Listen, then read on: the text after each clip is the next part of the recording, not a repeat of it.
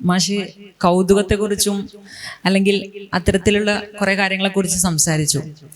ഈ അടുത്ത് എൻ്റെ ഒരു ബന്ധത്തിലുള്ള ഒരു സുഹൃത്തിനെ പെട്ടെന്ന് കാണാതായി.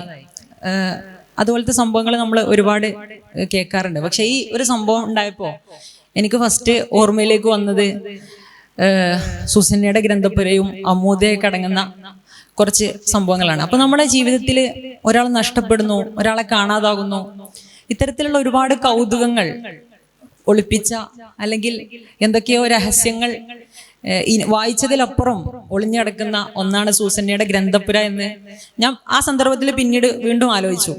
അപ്പോൾ ഞാൻ അതിലെ ആ കഥാപാത്രങ്ങളെക്കുറിച്ചും ആ കൗതുകത്തെക്കുറിച്ചുമാണ് എനിക്ക് ഒന്നുകൂടെ മാഷിൻ്റെ അടുത്ത് കണ്ടപ്പോൾ ചോദിക്കാൻ പറ്റിയുള്ളൊരു സന്തോഷമുണ്ട്. അപ്പോൾ അതിനെക്കുറിച്ച് സൂസന്നയുടെ ഗ്രന്ഥപുരയെ കുറിച്ചൊക്കെ കുറച്ചും കൂടെ സംസാരിക്കുകയാണെങ്കിൽ നന്നാവുമെന്ന് തോന്നിയിട്ടുണ്ട്.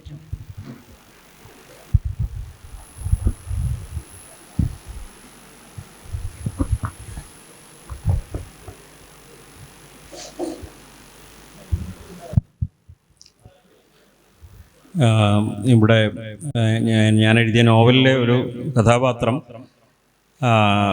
അതിലെ ഒരു സവിശേഷമായ ഒരു സന്ദർഭത്തിൽ കാണാതാകുകയാണ്.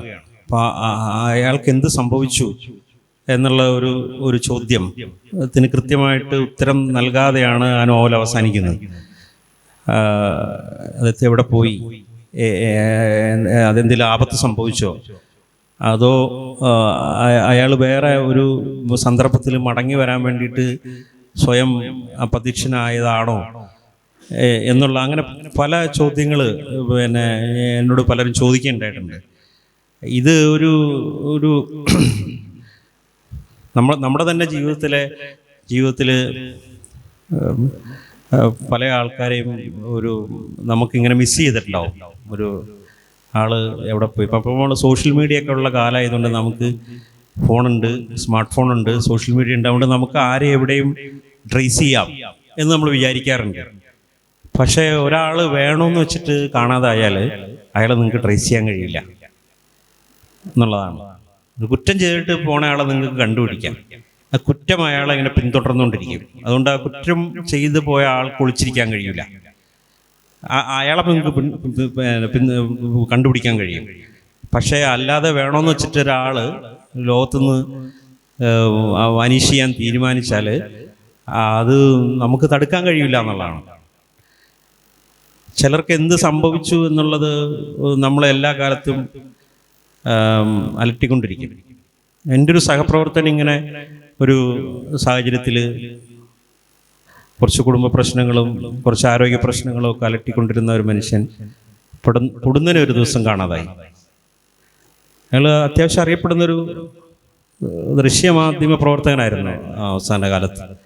ഇതിനെന്ത് സംഭവിച്ചെന്ന് ഇപ്പോഴും ആർക്കും അറിഞ്ഞുകൂടാ എന്നുള്ളതാണ്. അപ്പോൾ അത്തരത്തിലുള്ള നമ്മുടെ ഒരു ആകുലതകളുണ്ട്. നമ്മുടെ ഇപ്പം നമ്മൾ ഈ പറഞ്ഞ രീതിയിൽ ഷംസിന് എന്ത് സംഭവിച്ചു എന്നുള്ളത് ഇപ്പോഴും വലിയൊരു മിസ്റ്ററിയാണ്. ഷംസിനെ റൂമിയുടെ ശിഷ്യന്മാരും ഒക്കെ ചേർന്ന് കൊന്നു കിണറ്റിലിട്ടു എന്നുള്ളതാണ് ഒരു കഥ.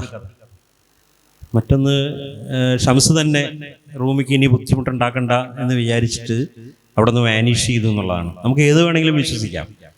ഷംസിനെ കൊന്നുകളഞ്ഞെന്ന് വിശ്വസിക്കാം. ഷംസ് വേറെ പ്രകാശം, ഷംസ് എന്ന് പറഞ്ഞാൽ തന്നെ പ്രകാശം സൂര്യൻ എന്നാണല്ലോ, വേറെ സ്ഥലത്ത് പ്രഭ ചുരിയാൻ പോലെ ചിന്തിക്കുക എന്നുള്ളതാണ്. അതാണ് നമ്മുടെ നമ്മുടെ ഒരു എനർജി എങ്ങനെയാണെന്നുള്ളത് അനുസരിച്ച് നമുക്കതിനെ വ്യാഖ്യാനിക്കാം. പക്ഷേ നമ്മുടെ ആ ഒരു ശോകത്തോട് നമ്മൾ പൊരുത്തപ്പെടുക എന്നുള്ളതാണ് വളരെ പ്രധാനപ്പെട്ട ഒരു സംഗതി. അന്നേരം ലിറ്ററേച്ചർ വരുന്നത്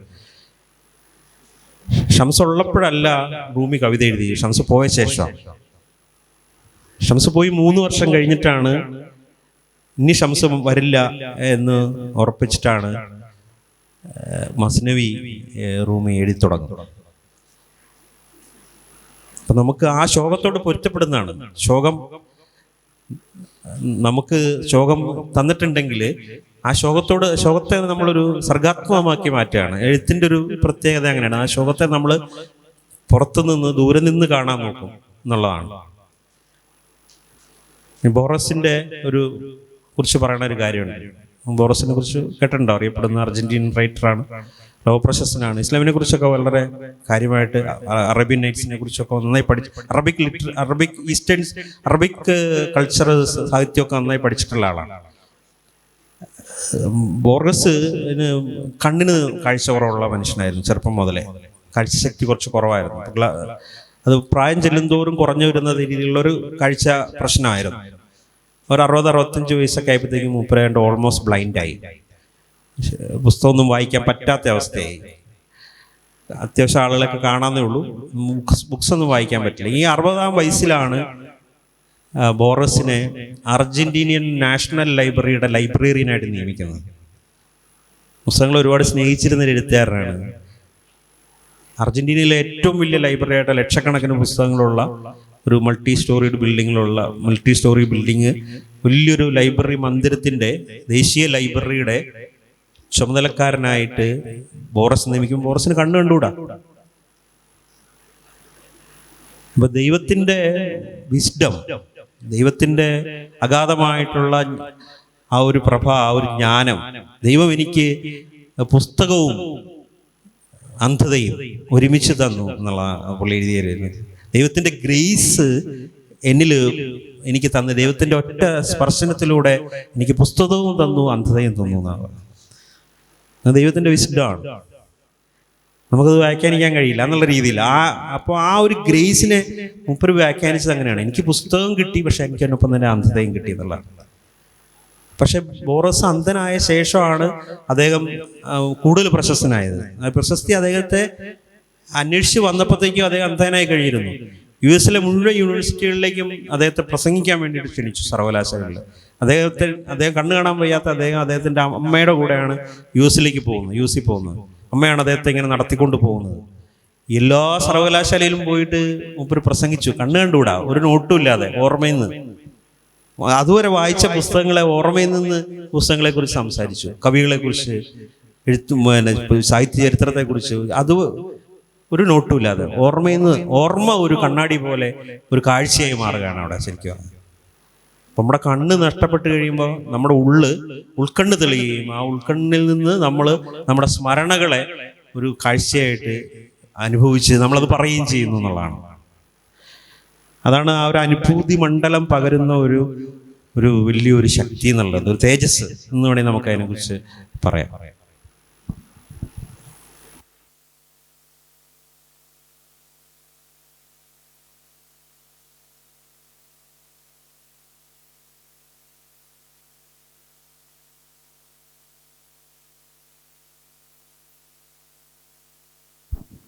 ഈ സൂസന്നയുടെ ഗ്രന്ഥത്തെ കുറിച്ച് പറയുമ്പോൾ നമുക്ക് അതിൽ അനേകം പുസ്തകങ്ങളെ കുറിച്ച് ചർച്ച ചെയ്യുന്നുണ്ട്. ആദ്യം അനാറ്റമി ഓഫ് മെലങ്കളിയിൽ നിന്ന് തുടങ്ങി അങ്ങനെ അലിയും അബിയും നടത്തുന്ന യാത്രയാണ് അതിൽ പ്രധാനമായും പ്രതിപാദിക്കുന്നത്.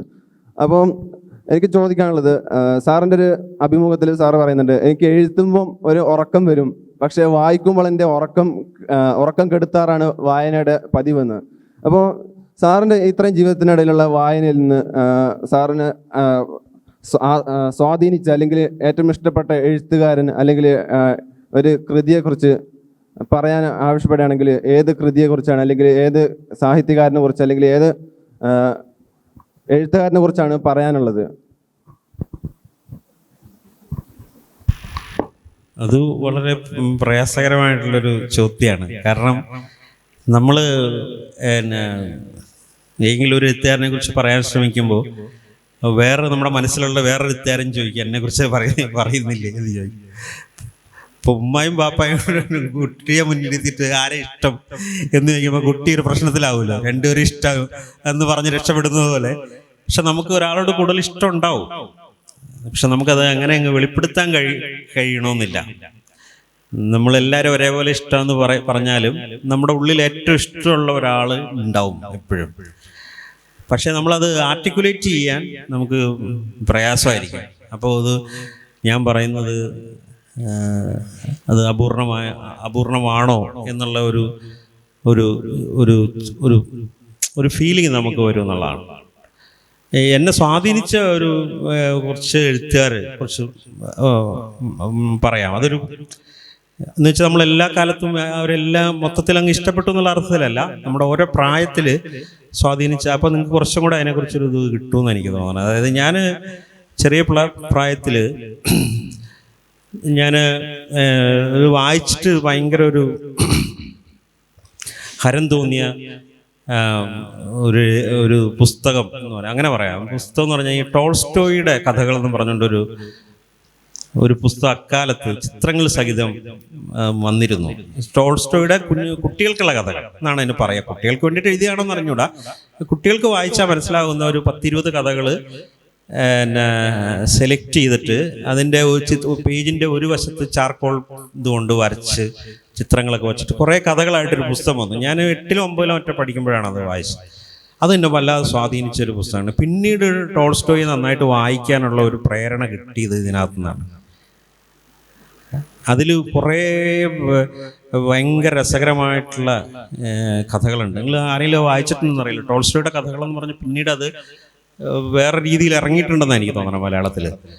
അതിലൊരു കഥ ഞാൻ എപ്പോഴും ഓർത്തിരിക്കുന്ന ഒരു കഥ ഒരു ആനയും ആനക്കാരനെ കുറിച്ചുള്ളതാണ്. ഒരു ആനക്കാരൻ ഭയങ്കര ദുഷ്ടനായിട്ടുള്ള ഒരു ആനക്കാരൻ. ആനയെ നിരന്തരം ഇങ്ങനെ ഉപയോഗിക്കും. അയാൾ കള്ളുപിടിച്ച് വന്നിട്ട് ആനയെ ഭയങ്കരമായിട്ട് ദ്രോഹിക്കും. അങ്ങനെ പൊറുതി കെട്ട ഒരു ദിവസം ഈ ആനക്കാരനെ ചവിട്ടിക്കൊന്നു. ആനക്കാരനെ ചവിട്ടിക്കൊന്നിട്ട് നിൽക്കുമ്പോൾ ആനക്കാരൻ്റെ ഭാര്യ അവരുടെ മകനെയും കൊണ്ട്, ചെറിയ മകനെയും കൊണ്ട്, 6-7 വയസ്സുള്ള മകനെയും കൊണ്ട് ആനയുടെ മുന്നിൽ വന്നിട്ട് പറയും, നീ എൻ്റെ അപ്പനെ ചവിട്ടിക്കൊന്നല്ലോ, എന്നാൽ നീ ഇവനെയും കൂടെ ചവിട്ടിക്കൊല്ലോ, എന്നെയും കൊല്ലെന്ന് പറഞ്ഞ് ആനയുടെ മുന്നിൽ പോയി നിൽക്കും. അപ്പോൾ ആളുകളൊക്കെ ഇങ്ങനെ നോക്കിക്കൊണ്ട് നിൽക്കുക. അപ്പോൾ ആന എന്ത് ചെയ്യും നോക്കിയിട്ട്, ആന ഇങ്ങനെ ദേഷ്യം വന്ന് ചെയ്തതാണല്ലോ.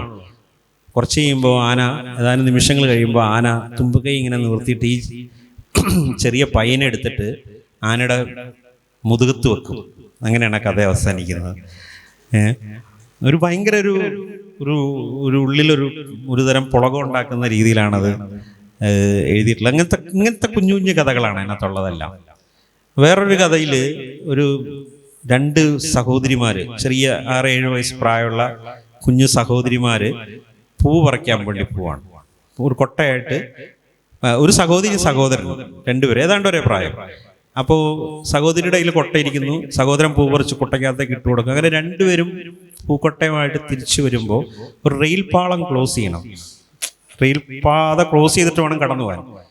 ഇവര് റെയിൽ പാളത്തിൽ കയറിയപ്പോൾ കാല് തട്ടിയിട്ട് ഈ കൊട്ട മറിഞ്ഞ് പൂക്കളെല്ലാം കൂടെ റെയിൽ പാളത്തിൽ വീണു. അപ്പൊ ഈ പെൺകുട്ടി അവിടെ കുത്തിയിരുന്ന് ഈ പൂക്കള് കൊട്ടയിലേക്ക് തിരിച്ച് പറക്കിക്കൊണ്ടിരിക്കാൻ നേരത്ത് ട്രെയിൻ വന്നപ്പോൾ ചെക്കൻ ഓടിയിട്ട് ചെക്കനെ ഓടിയിട്ട് ഇവളോട് ഇങ്ങനെ വിളിച്ചു പറഞ്ഞു, ഇതേ ട്രെയിൻ വന്നു, വേഗം വാന്ന് പറയുന്നു. അപ്പൊ ഇവള് കേട്ട എന്താ, മുഴുവൻ പൂവും വാരിയിട്ട് വന്നാൽ മതി എന്നാണ് അവള് കേൾക്കണം. അപ്പൊ അവള് പിന്നെ അവിടെ ഇരുന്ന് പൂ വാരാൻ തുടങ്ങി. അപ്പൊ ട്രെയിൻ ഇങ്ങനെ വന്നു. അപ്പൊ ഇങ്ങനെ ട്രെയിൻ അങ്ങ് കടന്നു പോവാണ്. അപ്പൊ ഈ ഡ്രൈവർ കാണുന്നുണ്ട് കുഞ്ഞിനെ, പക്ഷെ ഡ്രൈവറിനൊന്നും ചെയ്യാൻ കഴിയില്ല, അടുത്തെത്തിയിട്ടാണ് കാണുന്നത്. അപ്പം വണ്ടിയിൽ ആൾക്കാരെല്ലാം നോക്കി ഈ വണ്ടി ഇങ്ങനെ കടന്നങ്ങ് പോവാണ് ഭയങ്കരമായൊരു ഇതില്. അപ്പൊ ട്രെയിൻ പോയി കഴിഞ്ഞ് കഴിയുമ്പോൾ ഇങ്ങനെ നോക്കുമ്പോൾ ഒരാൾ പാളത്തിൽ നിന്ന് എഴുന്നേറ്റിട്ട് വീണ്ടും അവിടെ ഇരുന്ന് ആ പൂ പെറുക്കി വീണ്ടും ആ കൊട്ടയിലേക്ക് ഇടുന്നതാണ് ആ കഥയുടെ അവസാനം. ചെറുതൊന്നും പറ്റിയില്ല ഇനി. അപ്പോൾ അങ്ങനത്തെ കുറേ കഥകളാണ്. അതെന്നെ ഭയങ്കരമായിട്ട് സ്വാധീനിച്ചു. നമ്മുടെ അതിനകത്ത് ഹ്യൂമാനിറ്റി ഉണ്ട്, ഭാവനയുണ്ട്, എല്ലാം ഉണ്ട്. നമ്മൾ ടോൾസ്റ്റോയിലേക്ക് പിന്നീട് ആകർഷിക്കപ്പെടാനുള്ള ഒരു കാര്യം പോലും ചിലപ്പോൾ കഥ വായിച്ചുകൊണ്ടായിരിക്കും. അത് ഞാൻ പ്രീ ഡിഗ്രിക്ക് പഠിച്ചുകൊണ്ടിരിക്കുന്ന സമയത്താണ് ഞാൻ ഇതുപോലെ ഈ ആനന്ദിനെ വായിക്കുന്നത്. ആനന്ദിൻ്റെ ആൾക്കൂട്ടാണ് ഞാൻ ആദ്യം വായിക്കുന്ന പുസ്തകം. പ്രീ ഡിഗ്രി ഫസ്റ്റ് ഇയർ പഠിച്ചുകൊണ്ടിരിക്കുമ്പോൾ ഞാൻ ആനന്ദിനെ കുറിച്ച് അതിന് മുമ്പ് കേട്ടിട്ടൊന്നുമില്ല. അങ്ങനെ ഒരു എഴുത്തുകാരുണ്ടെന്ന് പോലും എനിക്കറിയില്ല. എൻ്റെ ഒരു അധ്യാപകൻ ഒരു ദിവസം എന്നോട് പറഞ്ഞു, ഇത് ഈ പുസ്തകം ഞാൻ MD ഒരു പുസ്തകമായിട്ട് ഡിപ്പാർട്ട്മെൻറ്റ് ചെല്ലുകയാണ്. മലയാളം ഡിപ്പാർട്ട്മെൻറ്റ് ചെല്ലുമ്പോൾ പ്രീ ഡിഗ്രി പഠിക്കുന്ന സമയത്ത്, അതായത് ഇന്നത്തെ +2 അന്ന് പ്രീ ഡിഗ്രി. അപ്പോൾ ഈ എൻ്റെ കയ്യിലുള്ള പുസ്തകം കണ്ടിട്ട് ഇങ്ങനെ ചോദിച്ചു, എന്താ നിൻ്റെ കയ്യിലുള്ള എന്ന്. ഞാൻ പറഞ്ഞു, ഇത് പാതിരാവും പകൽ വിളിച്ചു എന്ന് പറഞ്ഞിട്ടൊരു പുസ്തകമാണ്. MD നോവലാണ്, പാതിരാവും പകൽ വിളിച്ചു. അപ്പോൾ പറഞ്ഞു, അതോടെ ഇരിക്കട്ടെ, നീ ഇത് കൊണ്ടേ വായിക്കുന്നത് എനിക്ക് ഇഷ്ടമാവെന്ന് പറഞ്ഞിട്ട് ഈ ആൾക്കൂട്ടം അങ്ങേരുടെ പേഴ്സണൽ കോപ്പി എനിക്ക് എടുത്തു തരാണ്. അപ്പം ഞാനിങ്ങനെ ആനന്ദിനെ കുറിച്ച് കേട്ടിട്ടേ ഇല്ല, പക്ഷേ പുള്ളികൾ വായിച്ചത് എനിക്ക് ഇഷ്ടം. അങ്ങനെ ഞാൻ കൊണ്ടുപോയി വായിക്കുന്നത് എന്നുള്ളത്, ഈ ആൾക്കൂട്ടം കൊണ്ടുപോയി വായിക്കുന്നത്. സത്യം പറഞ്ഞാൽ എൻ്റെ നമുക്കൊരു ഒരു ഭൂമി കുലുക്കം പോലെ ശരിക്കും എനിക്കത് അനുഭവപ്പെട്ടെന്നുള്ളതാണ് ഈ ആൾക്കൂട്ടത്തിൻ്റെ വായന എന്നുള്ളത്. ശരിക്കും ഭയങ്കരമായിട്ട് മാറ്റിക്കളഞ്ഞു പുസ്തകൻ്റെ നമ്മുടെ രസാനുഭൂതികളെ മൊത്തത്തിൽ മാറ്റി, ലോകത്തെക്കുറിച്ചുള്ള കാഴ്ചപ്പാട് മാറ്റി. പക്ഷെ അതിനകത്ത് വലിയ കഥയൊന്നുമില്ല ഈ ആൾക്കൂട്ടത്തിനകത്ത്. മറ്റ് സാധാരണ നമ്മൾ അതുവരെ വായിച്ച പുസ്തകത്തിലെ പോലെ ഒരു ലീനിയറായിട്ടൊരു കഥ പറഞ്ഞു പോകുന്ന ഒരു നായകൻ നായിക അല്ലെങ്കിൽ അങ്ങനെ ആ രീതിയിൽ ഇങ്ങനെ ഒരു സംഭവങ്ങൾ വന്നിട്ട് അതിനൊരു പരിണാമഗുപ്തിയൊക്കെ വന്ന് അവസാനം ഇങ്ങനെ അവസാനിക്കുന്ന രീതിയിലുള്ള ഒരു സാമ്പ്രദായികമായ രീതിയിലുള്ള കഥയേ അല്ലാതെ. പക്ഷെ അത് വല്ലാതെ ആകർഷിച്ചു എന്നുള്ളതാണ്. കുറേ അധികം ചെറുപ്പക്കാരും കുറേ ആൾക്കാർ പല തലത്തിൽ നിന്ന് കുറേ സംഭാഷണങ്ങളാണ് അതിനകത്ത് കൂടുതൽ, വർത്തമാനങ്ങൾ, ആ ക്യാരക്ടേഴ്സ് തമ്മിലുള്ള നീണ്ട സംഭാഷണങ്ങളാണ് കൂടുതൽ. പക്ഷെ ആ പുസ്തകം ഭയങ്കരമായിട്ട് എനിക്ക് ഇഷ്ടമായി. ഞാനത് മൂലമറ്റത്ത് പഠിച്ചുകൊണ്ടിരിക്കുമ്പോഴാണ് അത് വായിച്ചു കഴിഞ്ഞിട്ട് എൻ്റെ മനസ്സിൽ ആദ്യം ഭയങ്കര ഒരു തിക്കുമുട്ടൽ ഉണ്ടായിട്ട് ഇതിനെക്കുറിച്ച് ആരോടെങ്കിലും പറയണമല്ലോ എന്ന് വിചാരിച്ച് ഞാൻ ഇങ്ങനെ ഇറങ്ങി നടന്നിട്ടുണ്ട്. ആരെങ്കിലും കിട്ടുകയാണെങ്കിൽ വിളിച്ചു നിർത്തി പറയാം എന്ന് വിചാരിച്ചിട്ട് ഈ പുസ്തകം വായിച്ചതിൻ്റെ ഒരു അനുഭൂതി, ഒരു എന്തോ സംഭവിച്ചായിട്ട് നമുക്ക് മനസ്സിലായി എന്നുള്ളതാണ്. ഇത് നമുക്ക് എപ്പോഴും സംഭവിക്കില്ല എന്നുള്ളതാണ്. ഈ ഏത് ദിവസം വായിച്ചാലും ഇങ്ങനെ ഉണ്ടാവില്ല. ചില പുസ്തകങ്ങൾ വായിക്കുമ്പോൾ നമ്മളങ്ങനെ അതിലങ്ങ് കിടിലം കൊണ്ടുപോകും. അതൊരു ലൈഫ് ചേഞ്ചിങ് ആയിട്ട് വരും എന്നുള്ളതാണ്. നമ്മളെ നന്നായിട്ട് സ്വാധീനിക്കും എന്നുള്ളതാണ്. നമ്മളപ്പോൾ ഒരു അടുത്ത ഘട്ടത്തിലേക്ക് പോകുമ്പോൾ പിന്നീട് ദസ്തോവ്സ്കിയൊക്കെ വായിച്ചു കഴിഞ്ഞപ്പോൾ എനിക്ക് മനസ്സിലായ ഒരു കാര്യം ഇതാണ്. അതായത് ഈ സംഭാഷണങ്ങൾ, കഥാപാത്രങ്ങൾ തമ്മിലുള്ള ദീർഘമായ സംഭാഷണങ്ങൾ ആണ് ദസ്തോവ്സ്കിയുടെ ഒരു പ്രത്യേകത. നിങ്ങൾ വായിച്ചിട്ടുണ്ടെങ്കിൽ നിങ്ങൾക്കറിയാം. അപ്പോൾ കാരമസോവ് ബ്രദേഴ്സിൽ വലിയ പുസ്തകമാണ്, മുഴുവൻ സംഭാഷണങ്ങളാണ്. അപ്പോൾ രണ്ടുപേരും തമ്മിൽ കണ്ടു കഴിഞ്ഞാൽ അവർ തമ്മിലുള്ള വർത്താനാണ് ഒരു 10-20 പേജ്. അത് കഴിയുമ്പോൾ അടുത്ത ആൾക്കാർ അങ്ങോട്ട് ഇതിങ്ങനെ ഈ സംഭാഷണങ്ങൾ ഇങ്ങനെ നീണ്ടുപോയിക്കൊണ്ടിരിക്കും എന്നുള്ളതാണ്. അത് ഒരു തരത്തിലുള്ള ഒരു നമ്മുടെ ഹൃദയത്തെ നമ്മൾ തുറന്നിടുക എന്ന് പറയുന്ന പോലത്തെ ഒരു സംഗതിയാണ്. നമ്മുടെ അറിവ് പങ്കുവെക്കുന്നു, ആശങ്ക പങ്കുവെക്കുന്നു, ദൈവത്തെ. ദസ്തോവ്സ്കിയുടെ പുസ്തകത്തിൽ ഒരൊറ്റ തീമേ ഉള്ളൂ എന്ന് പറയാറുണ്ട്. ഏതൊരു വലിയ നിരൂപകൻ പറഞ്ഞാണ്, ഒരു തീമേ ഉള്ളൂ, ഒരു സിംഗിൾ പോയിന്റിലാണ് അദ്ദേഹത്തിന്റെ എല്ലാ പുസ്തകങ്ങളും. എന്താണത്? നിങ്ങൾ കേട്ടിട്ടുണ്ടോ അറിയില്ല. എന്താണ്? ദൈവം ഉണ്ടോ ഇല്ലയോ എന്നുള്ളതാണ്. ദൈവം ഉണ്ടോ ഇല്ലയോ എന്നുള്ളൊരു ചോദ്യമാണ്. ആ ചോദ്യത്തിനുള്ള ഉത്തരമാണ് ഈ നോവലുകൾ എന്നാണ് പറയുന്നത്. നിങ്ങൾ വായിച്ചെല്ലാം കഴിയുമ്പോൾ ദൈവം ഉണ്ടോ ഇല്ലയോ എന്നുള്ളതിനെ കുറിച്ച് നിങ്ങൾക്ക് ഉറപ്പ് കിട്ടുമോ എന്നുള്ളതല്ല. ദൈവം ഉണ്ടോ ഇല്ലയോ, ദൈവം സത്യവും നിത്യവും എന്ന് പറഞ്ഞുകൊണ്ട് പണ്ട് നിത്യനിധിയുടെ ഒരു പുസ്തകം ഉണ്ടായിരുന്നു. ഇപ്പം അതുണ്ടോയെന്ന് എനിക്കറിയില്ല, അത് മാർക്കറ്റിലുണ്ടോയെന്ന് അറിയില്ല. ദൈവം സത്യമോ നിത്യയോ എന്നുള്ളത്. ഞാൻ ചെറിയ 8ാം ക്ലാസ് പഠിച്ചുകൊണ്ടിരിക്കുമ്പോഴാണ് ഈ പുസ്തകം കാണുന്നത്. എനിക്ക് വായിച്ചിട്ടൊന്നും മനസ്സിലായില്ല. എൻ്റെ ഒരു പ്രധാന ആവശ്യം അതായിരുന്നു, ശരിക്കും ഉള്ളതാണോ ഇല്ലാത്തതാണോ എന്ന് അറിയണം. ഇത് വായിച്ചാൽ കിട്ടുമെന്ന് വിചാരിച്ചാൽ നമ്മളിങ്ങനെ വായിച്ചു നോക്കും, ഒന്നും കിട്ടണില്ല, ഒരു ധാരണയും കിട്ടുന്നില്ല. നമുക്ക് പെട്ടെന്ന് ഉത്തരം കിട്ടുകയാണെങ്കിൽ എളുപ്പമുണ്ടല്ലോ. ദൈവം ഉണ്ടോ ഇല്ലയോ എന്ന് ഇപ്പോൾ ഒരാൾ ചോദിക്കുകയാണ്. അപ്പം നമ്മളെ കൺവിൻസിങ് ആയിട്ട് ഒരാൾ പറയാണ് ദൈവമുണ്ട്, സൃഷ്ടാവുണ്ട് എന്ന് പറഞ്ഞാൽ നമുക്ക് സമാധാനമായി. ഉണ്ടല്ലോ. ഇല്ലെന്ന് പറഞ്ഞാലും ഇല്ല, ഉറപ്പുണ്ടല്ലോ. ഇത് കൃത്യമായ ഒരു ഉത്തരവില്ല എന്നുള്ളതാണ്. അതാണ് ഞാൻ ആദ്യം പറഞ്ഞ ഈ സ്കെപ്റ്റിക് ആകാതെ. നമ്മളിതിനകത്ത് കൺവിൻസ്ഡ് ആയി കഴിഞ്ഞാൽ പിന്നെ നമുക്ക് അന്വേഷണം ഇല്ല എന്നുള്ളതാണ് ഒരു സംഗതി. ഇപ്പൊ കോൺഫറൻസ് ഓഫ് ബേർഡ്സിലുള്ള പ്രധാന ഡിസ്കഷൻ അതാണല്ലോ, ഒരു മാസ്റ്ററിനെ തേടി പോവുക എന്നുള്ളതാണ്. ഒരു മാസ്റ്റർ കോൺഫറൻസ് ഓഫ് ബേർഡ്സ് പരിധിനകത്താറുണ്ട്. അത് നിങ്ങൾക്കറിയാലോ, വളരെ പ്രശസ്തമായിട്ടുള്ളൊരു കൃതിയാണ്. നിങ്ങളൊക്കെ പഠിക്കുന്നതായിരിക്കും, വായിക്കുന്നതായിരിക്കും. അതിലെന്താ, പക്ഷികളെല്ലാം കൂടി ഒരു സമ്മേളനം, മഹാസമ്മേളനം തേടിയിട്ട് അവരവരുടെ മാസ്റ്ററിനെ അന്വേഷിച്ച് പോവാണ്. Master bird. അവർക്കൊരു മാസ്റ്ററിനെ വേണം, ഒരു രാജാവിന് വേണം, ഒരു ഉടമസ്ഥനെ വേണം. അതിന് വേണ്ടിയിട്ട് അവർ ഒരു കോൺഫറൻസ് കൂടിയിട്ട് വളരെ ദൂരത്തേക്ക് പോകണം. 7ാം കടലിനക്കരെ എന്നൊക്കെ പറയുന്ന പോലെ ഒരുപാട് മലകൾ കടന്നിങ്ങനെ ഭൂമിയുടെ അങ്ങേറ്റത്തേക്ക് എന്നൊക്കെ പറയുന്ന പോലെ ഒരുപാട് സഞ്ചരിക്കണം. അപ്പോൾ കുറേ പക്ഷികൾ ആദ്യം തന്നെ പിൻവാങ്ങും. ഇത്രയും ദൂരം സഞ്ചരിക്കാനുള്ള ശേഷി ഞങ്ങൾക്കില്ല, ഇത്രയും ദൂരം പറക്കാനാവില്ല എന്ന് പറഞ്ഞ് കുറേ പക്ഷികൾ പിന്മാറും. കുറച്ച് ഉറപ്പുള്ള കുറേ പക്ഷികൾ അവശേഷിക്കും. അപ്പം അവർ പോവുക. ആ യാത്ര ബോറടിക്കാതിരിക്കാൻ വേണ്ടിയിട്ട് അവർ ഓരോരുത്തരും ഓരോ കഥ പറയുകയാണ്. അങ്ങനെയാണ്. അതാണ് ഈ കോൺഫറൻസ് ഓഫ് ബേർഡ്സ് എന്നുള്ളത്. അതിൽ ആ യാത്രയുടെ വിരസത മാറ്റാൻ വേണ്ടി ഓരോ കഥയും ഓരോ തീമാണ്. ഓരോ ഈ ദൈവത്തിൻ്റെ അസ്തിത്വം, ദൈവത്തിൻ്റെ പ്രസൻസ്, ദൈവം അതിൻ്റെ നിഗൂഢത, അങ്ങനെയുള്ള പല പല പല വിഷയങ്ങളുടെ ഒരു ഡിസ്കഷനാണ്. ഭയങ്കര രസമാണ് അതിനകത്തെ കഥകളൊക്കെ. നിങ്ങൾ വായിച്ചു ഓരോ കഥയും രസമാണ്. അത് തീരുമ്പോഴോ ഈ പോകുന്ന പോക്കിൽ കുറേ പക്ഷികൾ വീണു പോകും, വഴിയിൽ വീണു പോകും. അതങ്ങനെയാണല്ലോ, നമ്മളൊരു വലിയ യാത്ര പോകുമ്പോൾ കുറേ പേര് വഴിയിൽ വീണു പോകും. എല്ലാവരും എത്തില്ല. ഡെസ്റ്റിനേഷനിൽ എത്തുന്നവർ ഇവിടെ എത്തിക്കഴിയുമ്പോഴാണ് അത് അതിൻ്റെ തോട്ടം അങ്ങനെയാണ്. അവർ സ്ഥലം രാജാവ് ഉണ്ടെന്നിരിക്കുന്ന സ്ഥലത്ത് ചെന്ന് കഴിയുമ്പോൾ അവിടെ രാജാവില്ല. രാജാവ് അവരുടെ ഉള്ളിലാണ് അവരുടെ രാജാവ് എന്നുള്ളത്. അവർ പുറത്താണ് അന്വേഷിക്കുന്നത് ദൈവത്തെ, അല്ലെങ്കിൽ പുറത്താണ് അവരുടെ മാസ്റ്ററിനെ അവർ അന്വേഷിക്കുന്നത്. അവരുടെ അകത്തേക്ക് പോയില്ല എന്നുള്ള ആ ഒരു വളരെ കേന്ദ്രത്തിലുള്ള സൂഫി തോട്ടാണ് അതിനകത്ത് പിന്നെ ഇത് ചെയ്യാൻ നോക്കുന്നത്. ഞാൻ പറഞ്ഞു വെച്ചാൽ അതിനകത്തെ കഥ പറയുന്നതിൻ്റെ ഒരു രീതിയാണ് എന്ന് പറഞ്ഞത്. അപ്പം ആ രീതിയിലുള്ള ഒരു ആനന്ദ്.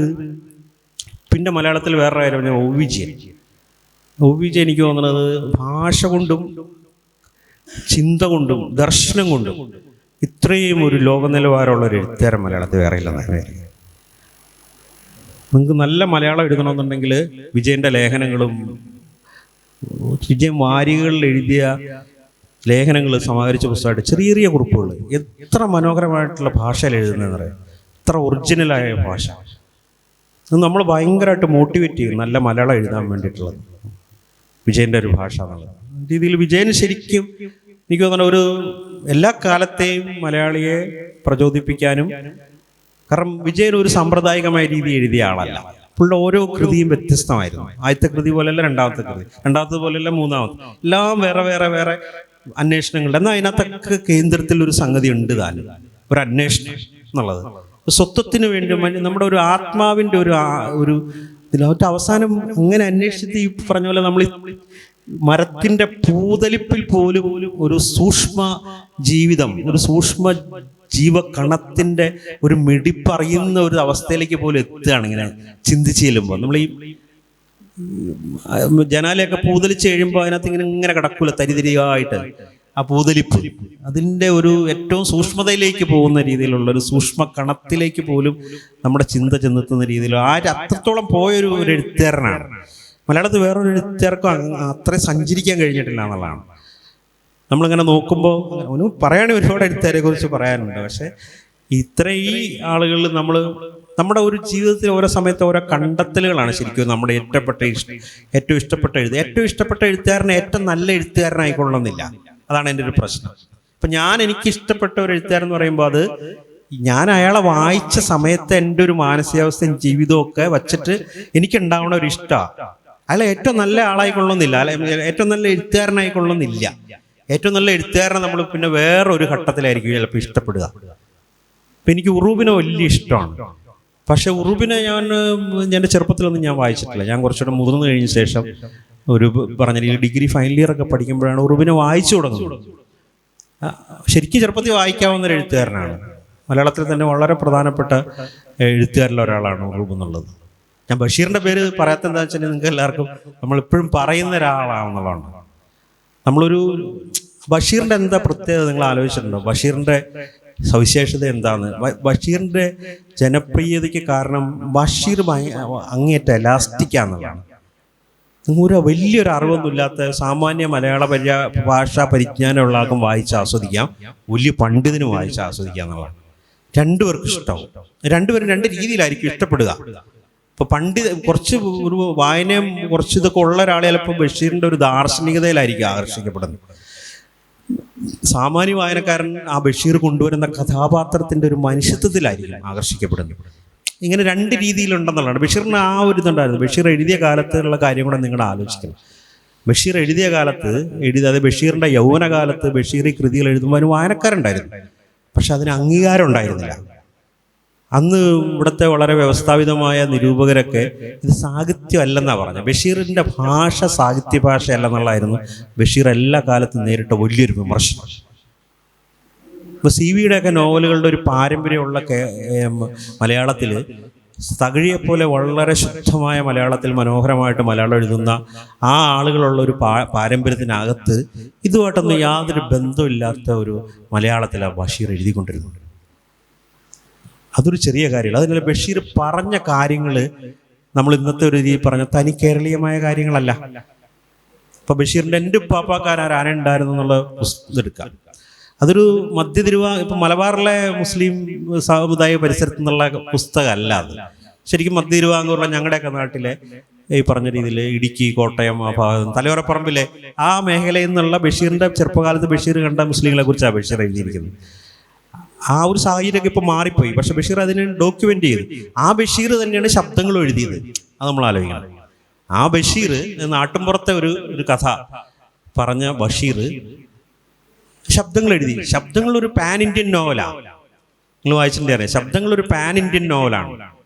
ഇന്ത്യയിലെ ഏത് ഭാഗത്തിരുന്ന അത് കാശ്മീർ മുതൽ പറഞ്ഞ പോലെ കേരളം വരെ നീളുന്നൊരു ഭൂമിക്ക് അകത്താണ് ശബ്ദങ്ങൾ സംഭവിക്കുന്നത്. കാരണം ബഷീറിൻ്റെ യാത്രകളിലെ അനുഭവങ്ങൾ വച്ചിട്ടാണ് ബഷീർ അത് എഴുതിയത്. ഒരു ആൺവേശ്യ, ബഷീർ ഉപയോഗിക്കണ വാക്ക് ആൺവേശ്യ എന്നാണ്. ആൺവേശ്യ ഒരു നമ്മുടെ ലിറ്റററി ഇമാജിനേഷൻ്റെ ഭാഗമായിട്ട് ആദ്യമായിട്ട് കൊണ്ടുവരുമായിരുന്നു. ഏത് കൊല്ലത്താണ് നിങ്ങൾ ആലോചിച്ചു നോക്കണം. ഇപ്പോഴല്ല, ഇപ്പം നമ്മൾ LGBTQ എന്നൊക്കെ പറയുന്നുണ്ട്. അതിനൊക്കെ എത്രയോ മുന്നേ ബഷീറിൻ്റെ ഒരു കഥാപാത്രമായിട്ട് അത് വായിക്കുമ്പോൾ ആളുകൾക്കത് അന്നത്തെ കാലത്ത് ഇത് പിന്നെ തെറിപ്പുസ്തകമാണെന്നാണ് പറഞ്ഞത്. ഇത് ഔദ്യോഗിക ഭാഷ അങ്ങനെ തെറിപ്പുസ്തകമാണ്, കുട്ടികൾക്കൊന്നും വായിക്കാൻ കൊള്ളില്ല. അതിനൊരു പ്രശസ്തമായൊരു വാചകം തന്നെയുണ്ട് അത്. അതായത് ബഷീറിൻ്റെ ഒരു നിരൂപം പറഞ്ഞ ബഷീറിൻ്റെ ശബ്ദങ്ങൾ സാഹിത്യമാണെങ്കിൽ കൊടുങ്ങല്ലൂർ ഭരണിപ്പാട്ട് മഹാകാവ്യാന്ന് ഞാൻ പറയുന്നു. ഒരാൾ പറഞ്ഞതാണ്. അങ്ങനെ അത് അങ്ങനെ ലോകം എന്ന് പറഞ്ഞാൽ അങ്ങനെയാണ്. അപ്പോൾ അതിൽ നിന്ന് മാറിയിട്ട് ഇപ്പോൾ നിങ്ങൾ ആലോചിച്ച് നോക്കൂ. ബഷീറിൻ്റെ അവസാന കാലത്ത് 10-20 കൊല്ലം ഒന്നും എഴുതിയിട്ടില്ല. ചുമ്മാ ഇവിടെ ബേപ്പൂര് ഒന്ന് കുത്തിയിരിക്കുകയായിരുന്നു, ആളുകളുടെ വർത്താനമൊക്കെ പറഞ്ഞിട്ടുണ്ട്. എന്നിട്ടും ബഷീർ വിസ്മൃതനായിപ്പോയില്ല. അക്കാലത്ത് തകഴി ബഷീറിൻ്റെ സമകാലികനാണല്ലോ. ജ്ഞാനപീഠമൊക്കെ കിട്ടിയിട്ടുള്ള ആളാണ്. ബഷീറിന് ജ്ഞാനപീഠമൊന്നും കിട്ടിയിട്ടില്ല. ബഷീർ ശരിക്കുള്ള യൗവനത്തിൽ ബഷീറിന് ഒരു അവാർഡും കിട്ടിയിട്ടില്ല. അപ്പോൾ ബഷീർ ഇവിടെ കോഴിക്കോട് ഒന്നും എഴുതാതിരിക്കുകയും അന്ന് വായനക്കാരൊക്കെ ബഷീറിൻ്റെ പിന്നാലെയാണ്. ബഷീർ ഒന്നും എഴുതുന്നില്ല. മുന്നേ എഴുതിയ സാധനങ്ങൾ ആളുകൾ ഇങ്ങനെ വായിച്ചിട്ട് ബഷീറിനെ കുറിച്ച് അഭിമുഖം വരുന്നു, ബഷീറിനെ കൊണ്ട് ആളുകൾ കോൾ എഴുതിക്കുന്നു, ബഷീറിനെ കണ്ട് ഇൻ്റർവ്യൂ നടത്തുന്നു. എന്ത് പ്രശ്നം ഉണ്ടായാലും ശരീരത്ത് വിവാദമൊക്കെ ഉണ്ടായി കഴിഞ്ഞപ്പോൾ അന്ന് ശരീരത്ത് വിവാദം എന്ന സംഭവം ഉണ്ടായി. EMS നമ്പൂതിരിപ്പാടൊക്കെ ആയിട്ട് ബന്ധപ്പെട്ടു. അതിനും ബഷീറിനെ ചെന്ന ആൾക്ക് ബഷീറിനെ ചെന്നിട്ട് എന്താ അഭിപ്രായം എന്ന് ചോദിച്ചു ശരീരത്തിനെ കുറിച്ച്. ശരീരത്ത് കന്നംകാരശ്ശേരിയും ബഷീറുമായിട്ടുള്ള 4 ആഴ്ച നീളുന്ന അഭിമുഖം മാതൃഭൂമിയുടെ വരാന്തപതിപ്പിൽ അന്ന് വന്നു. ബഷീർ അന്ന് വെച്ചാൽ പുള്ളി ഒരു പ്രധാന ആളായിട്ട് നിൽക്കുകയാണ്. ആളുകളെല്ലാം കൂടി എഴുത്തുകാരനാണെങ്കിലും സുൽത്താൻ എന്ന് വിളിച്ച്, എഴുത്തുകാരാരെങ്കിലും സുൽത്താൻ എന്ന് വിളിക്കുക. നിങ്ങൾ ചിന്തിച്ചു നോക്കി, സുൽത്താൻ ആരാണ്? സുൽത്താൻ എന്ന് വെച്ചാൽ വേറൊരു പൊളിറ്റിക്കൽ ടേമാണ് സുൽത്താൻ എന്നുള്ളത്. പക്ഷെ നമ്മൾ എഴുത്തുകാരനെ സുൽത്താൻ്റെ ലെവലിലേക്ക് ഉയർത്തുന്നു എന്നുള്ളതാണ് വേറെ തരത്തിൽ. അതായത് വലിയ ബഹുമാനം കണ്ടിട്ട് അപ്പോൾ ലിറ്റററി ടൈമൊക്കെ വിട്ടിട്ട് മഹാകവി എന്നൊക്കെ വിളിക്കുന്നതിന് പകരം സുൽത്താൻ, ബേപ്പൂർ സുൽത്താൻ എന്ന് വിളിക്കാൻ തുടങ്ങി. ഇതൊരു വലിയ ചേഞ്ചാണ്. എന്നിട്ട് ഞാൻ ആ സമയത്തും തകഴി എഴുതുന്നുണ്ട്. അപ്പം തകഴി പറഞ്ഞ ഒരു വാചകം ഉണ്ടെന്ന് നമ്മൾ സംസാരിക്കാൻ ചെല്ലുമ്പോൾ തകഴി പറഞ്ഞൊരു വാചകം, നിങ്ങൾ എന്താണ് ഈ കാണിക്കുന്നത്? മൂപ്പര് ഒന്നും എഴുതിയിട്ടില്ല 10-20 കൊല്ലമായിട്ട്. എപ്പോഴും നിങ്ങൾ എന്നിട്ട് അങ്ങേരുടെ പുറം കിടക്കുന്നത്. ഞാനിവിടെ ഇങ്ങനെ എഴുതിക്കൊണ്ടിരിക്കുന്നു, നിങ്ങൾ മെയിൻ ചെയ്യുന്നില്ലല്ലോ. തകഴി പറഞ്ഞൊരു ഇതാണ്. ഇപ്പോൾ ഒരു നോവൽ എഴുതിയിട്ടുണ്ടോ? ഇല്ല. ഞാൻ ആ നോവൽ എഴുതിയിരിക്കുന്നത്. മൂപ്പര് കഥകളല്ലേ എഴുതിയിട്ടുള്ളൂ. നിങ്ങൾ പുള്ളി എഴുതിയ കഥകളും നോവലാന്ന് പറഞ്ഞിട്ട് നടക്കുകയും, നോവൽ എന്ന് പറഞ്ഞാൽ ബൃഹത്തായിട്ടുള്ള ആഖ്യാനമാണ്. കയർ പോലെ നോവൽ എഴുതിയ എന്നെക്കുറിച്ച് നിങ്ങളൊന്നും പറയുന്നില്ല. ഒരു നോവൽ എഴുതാത്ത ബഷീറിനെ കുറിച്ച് നിങ്ങൾ നോവലിസ്റ്റാണെന്ന് പറഞ്ഞു. അങ്ങനെയൊക്കെ പുള്ളി പറയുമായിരുന്നു. ഒരു മനസ്സിലായില്ല, ഒരു സമകാലികരായ ആളുകൾ തമ്മിലുള്ള വിഷമം, ഒരു തരം കുശുമ്പ്, അതൊന്നും പ്രശ്നമില്ല. ഞാൻ പറഞ്ഞതെന്ന് വെച്ചിട്ടുണ്ടെങ്കിൽ എഴുത്തുകാർ പലതരത്തിലാണ് ജനങ്ങളുടെ ഭാവനയെ സ്വാധീനിക്കുന്നത് എന്നുള്ളത്. ഇപ്പം എത്രയോ തകഴിയെ വായിക്കുന്നതിൽ തകഴി മോശം എഴുത്തുകാരനല്ല, തകഴി നല്ല എഴുത്തുകാരനാണ്. ഒരുപാട് നല്ല കൃതികൾ എഴുതിയിട്ടുള്ളതാണ്, നല്ല കഥകൾ എഴുതിയിട്ടുള്ളതാണ്. പക്ഷേ ഇപ്പോൾ നമ്മൾ വായിക്കുമ്പോൾ നമ്മളിപ്പോഴും ബഷീറിന് പിന്നാലെ പോവുകയാണ്. ബഷീർ ജീവിച്ചിരുന്ന കാലത്ത് നമുക്ക് അത്ര സ്നേഹം കൊടുക്കാൻ കഴിഞ്ഞിട്ടില്ല. അവസാന കാലത്ത് ബഷീർ ഈ സ്നേഹം മാത്രം സ്വീകരിച്ച് കഴിയായിരുന്നു, എഴുതുന്നുണ്ടായിരുന്നില്ല. എഴുതി നടന്നിരുന്ന കാലത്ത് മൂപ്പർക്ക് സ്നേഹം കിട്ടിയിട്ടില്ല. അപ്പം ഇത് ഒരു സാഹിത്യത്തിലെ വലിയൊരു ഇതാണ്, ഒരു ഇത്തരത്തിലുള്ള. അപ്പം ഇത് നമ്മൾ ഓരോ പ്രായത്തിലും നമുക്ക് അതിലേക്ക് ചെല്ലുമ്പോൾ നമ്മളത് എങ്ങനെയാണ് അതിനെ നമ്മളെ സ്വീകരിക്കുന്നത്, നമ്മുടെ ഒരു മാനസികാവസ്ഥ പോലെയാണ് നമ്മൾ നമ്മുടെ പ്രിയപ്പെട്ട എഴുത്തുകാരനും തമ്മിൽ താരതമ്യം ചെയ്യാനും പാടില്ല എന്ന് ഞാൻ പറയും കേട്ടോ. ആരെ വലിയ അങ്ങനെ ചോദിക്കാൻ പാടില്ല, അത് ശരിയല്ല. കാരണം ഓരോ എഴുത്തുകാർക്കും അവരവരുടേതായ ക്വാളിറ്റി ഉണ്ട്. രണ്ട് രീതിയിലുള്ള ഒരു ലോകത്തെ നോക്കിക്കാണുന്നത് വ്യത്യസ്തമാണ്. ഇപ്പോൾ ബഷീർ ലോകത്തെ നോക്കിക്കണ്ടതുപോലെ അല്ല തകഴി നോക്കിക്കണ്ടത്. തകഴി വേറൊരു പെർസ്പെക്റ്റീവിൽ നിന്നിട്ട്, വേറൊരു കൾച്ചറൽ ബാക്ക്ഗ്രൗണ്ടിൽ നിന്നിട്ടാണ് തകഴി മലയാളിയുടെ ജീവിതത്തെ നോക്കുന്നത്. ബഷീർ അങ്ങനെയല്ല. ബഷീർ വേറെ, അതിന് പുറത്ത് നമ്മൾക്ക് പോസ്റ്റ് മോഡേൺ എന്നൊക്കെ പറയുന്ന രീതിയിലുള്ള ഒരു തലത്തിൽ നിന്നിട്ടാണ് ബഷീർ അന്ന് ഈ മലയാളിയുടെ ജീവിതത്തെ അന്വേഷിച്ചുകൊണ്ടിരുന്നതെന്നുള്ളത്. അത് നമുക്ക് ആ കൃതികൾ, ഇപ്പം മതിലുകൾ വായിക്കുമ്പോഴാണെങ്കിൽ നമുക്കത് മനസ്സിലാവും. അനുരാഗത്തിൻ്റെ ദിനങ്ങൾ വായിക്കുമ്പോൾ വളരെ ഇപ്പം എഴുതിയ പുസ്തകം പോലെ തോന്നും നമുക്ക് അനുരാഗത്തിൻ്റെ ദിനങ്ങൾ വായിക്കുമ്പോൾ.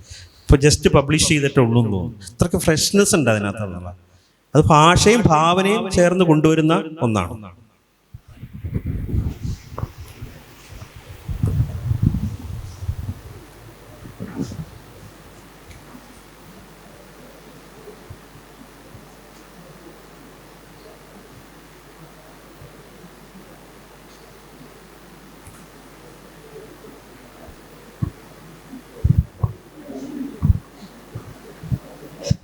സാറിൻ്റെ സൂസന്നയുടെ ഗ്രന്ഥപുരം പറഞ്ഞ പോലെ ധാരാളം പുസ്തകങ്ങൾ അതിനെക്കുറിച്ച് പറയുന്നുണ്ടായിരുന്നു.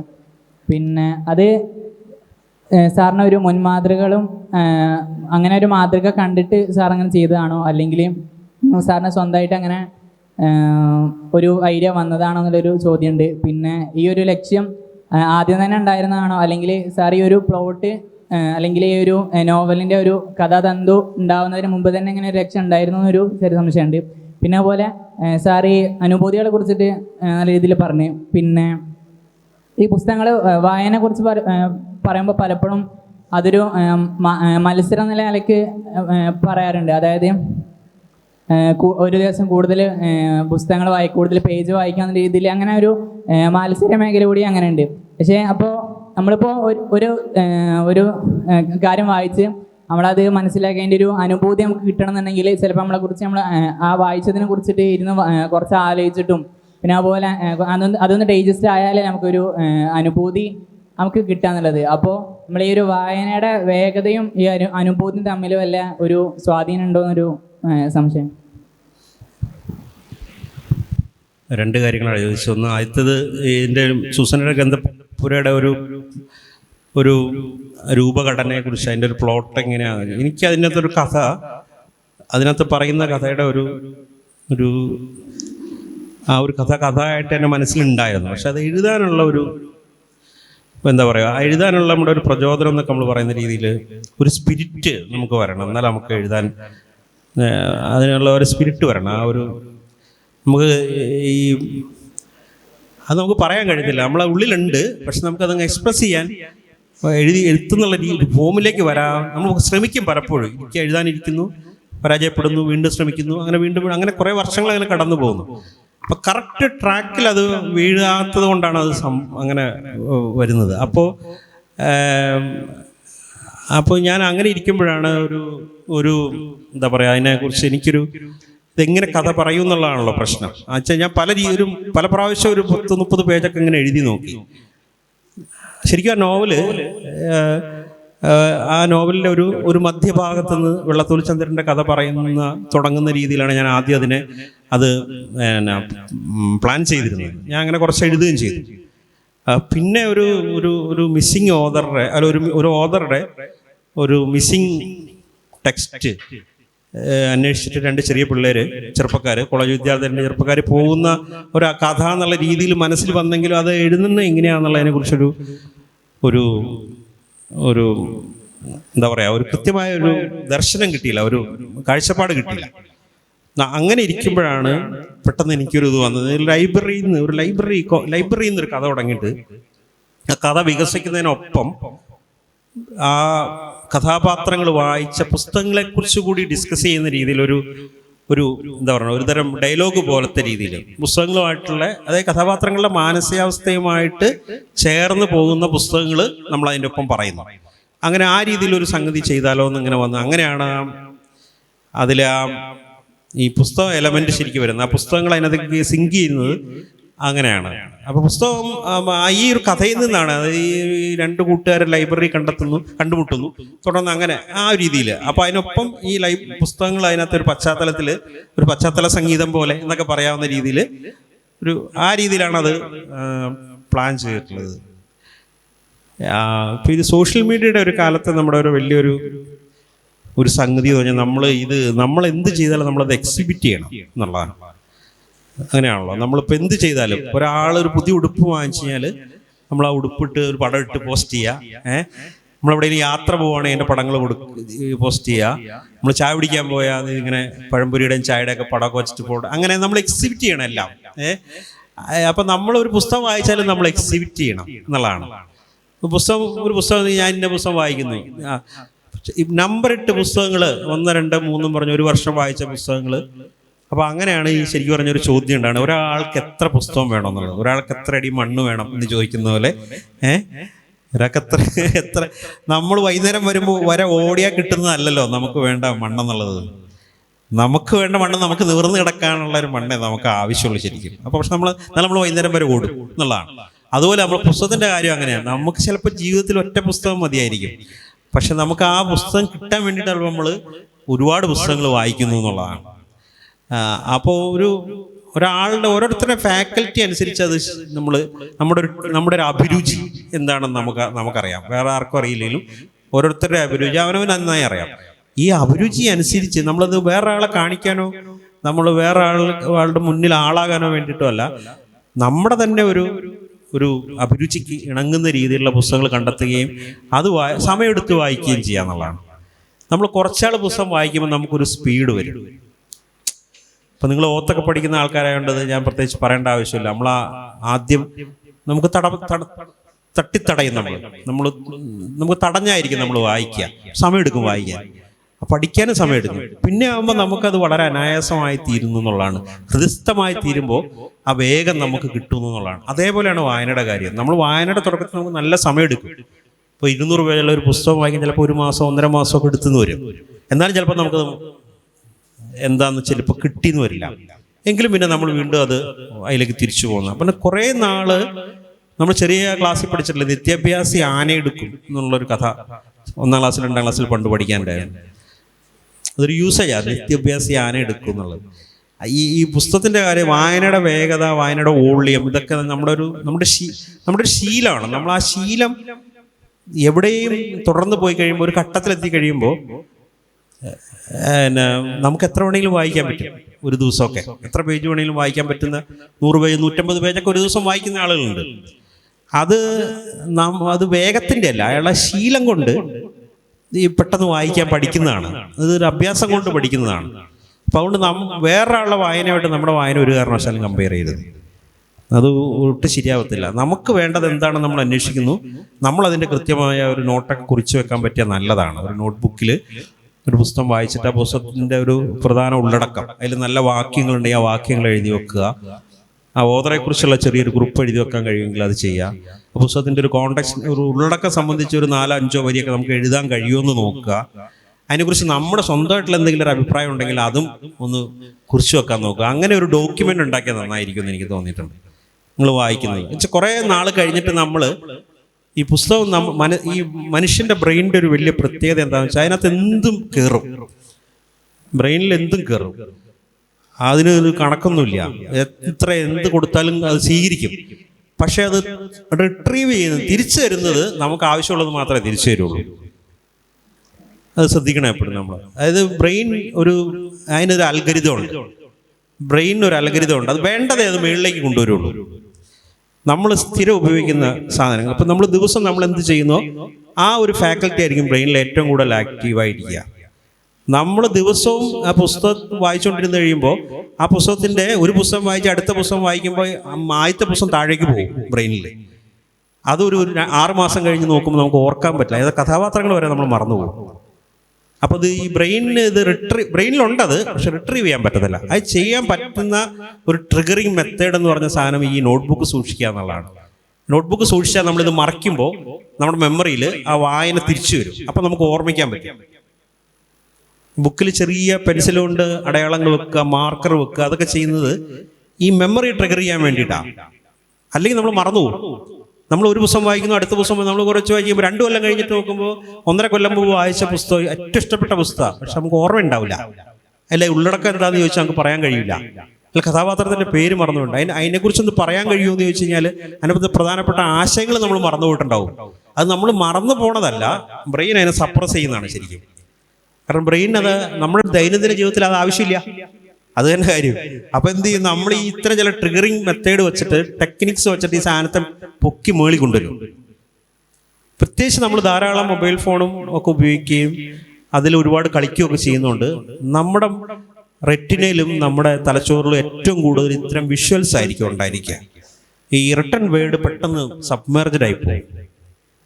ഞാൻ പറഞ്ഞത് നിങ്ങൾക്ക് മനസ്സിലായതെന്ന് അറിയില്ല. നമ്മളെ എഴുതി വച്ചിരിക്കുന്നത് പെട്ടെന്ന് മാഞ്ഞു പോകും മനസ്സിൽ നിന്ന്, പക്ഷെ ചിത്രം നമ്മുടെ മനസ്സിലുണ്ടാവും. അതുകൊണ്ടാണ് നമ്മൾ ഈ റീൽസ് നമ്മൾ കൂടുതൽ കാണുന്നത്. അതുകൊണ്ടാണ് റീൽസിലുള്ളത് നമ്മുടെ മനസ്സിൽ നിൽക്കും, മറന്നു പോകത്തില്ല. പക്ഷെ അതിനടിയിൽ എഴുതിയിരിക്കുന്ന ചിലപ്പോൾ നമ്മൾ ഓർക്കണ്ടാവില്ല. അങ്ങനെ ഉണ്ടല്ലോ. അപ്പോൾ അതുകൊണ്ട് നമ്മളൊരു മെത്തേഡ് ഓഫ് റീഡിങ് ഉണ്ടാക്കുക എന്നുള്ളത്. കാരണം ഒരു വായന ഒരു ആർട്ടാണ്. ആ ആർട്ടിന് നമ്മളൊരു മെത്തേഡ് ഉണ്ടാക്കുക. അപ്പോൾ ഒരു നോട്ട്ബുക്ക് സൂക്ഷിക്കുക, പെൻസിൽ കൊണ്ട് പുസ്തകത്തിൽ അടയാളങ്ങൾ മാർക്ക് ചെയ്യുക, മറ്റേ മാർക്കർ വെക്കുക, നോട്ട് എടുക്കുക, അതിനെക്കുറിച്ച് ബോധപൂർവ്വം ചിന്തിക്കുക, ആരോടെങ്കിലും സംസാരിക്കുക. അങ്ങനെയൊക്കെ ചെയ്ത് കഴിഞ്ഞാൽ മെമ്മറി ഫ്രഷ് ആയിട്ട് കലി മറന്നു പോകും എന്നുള്ളതാണ്.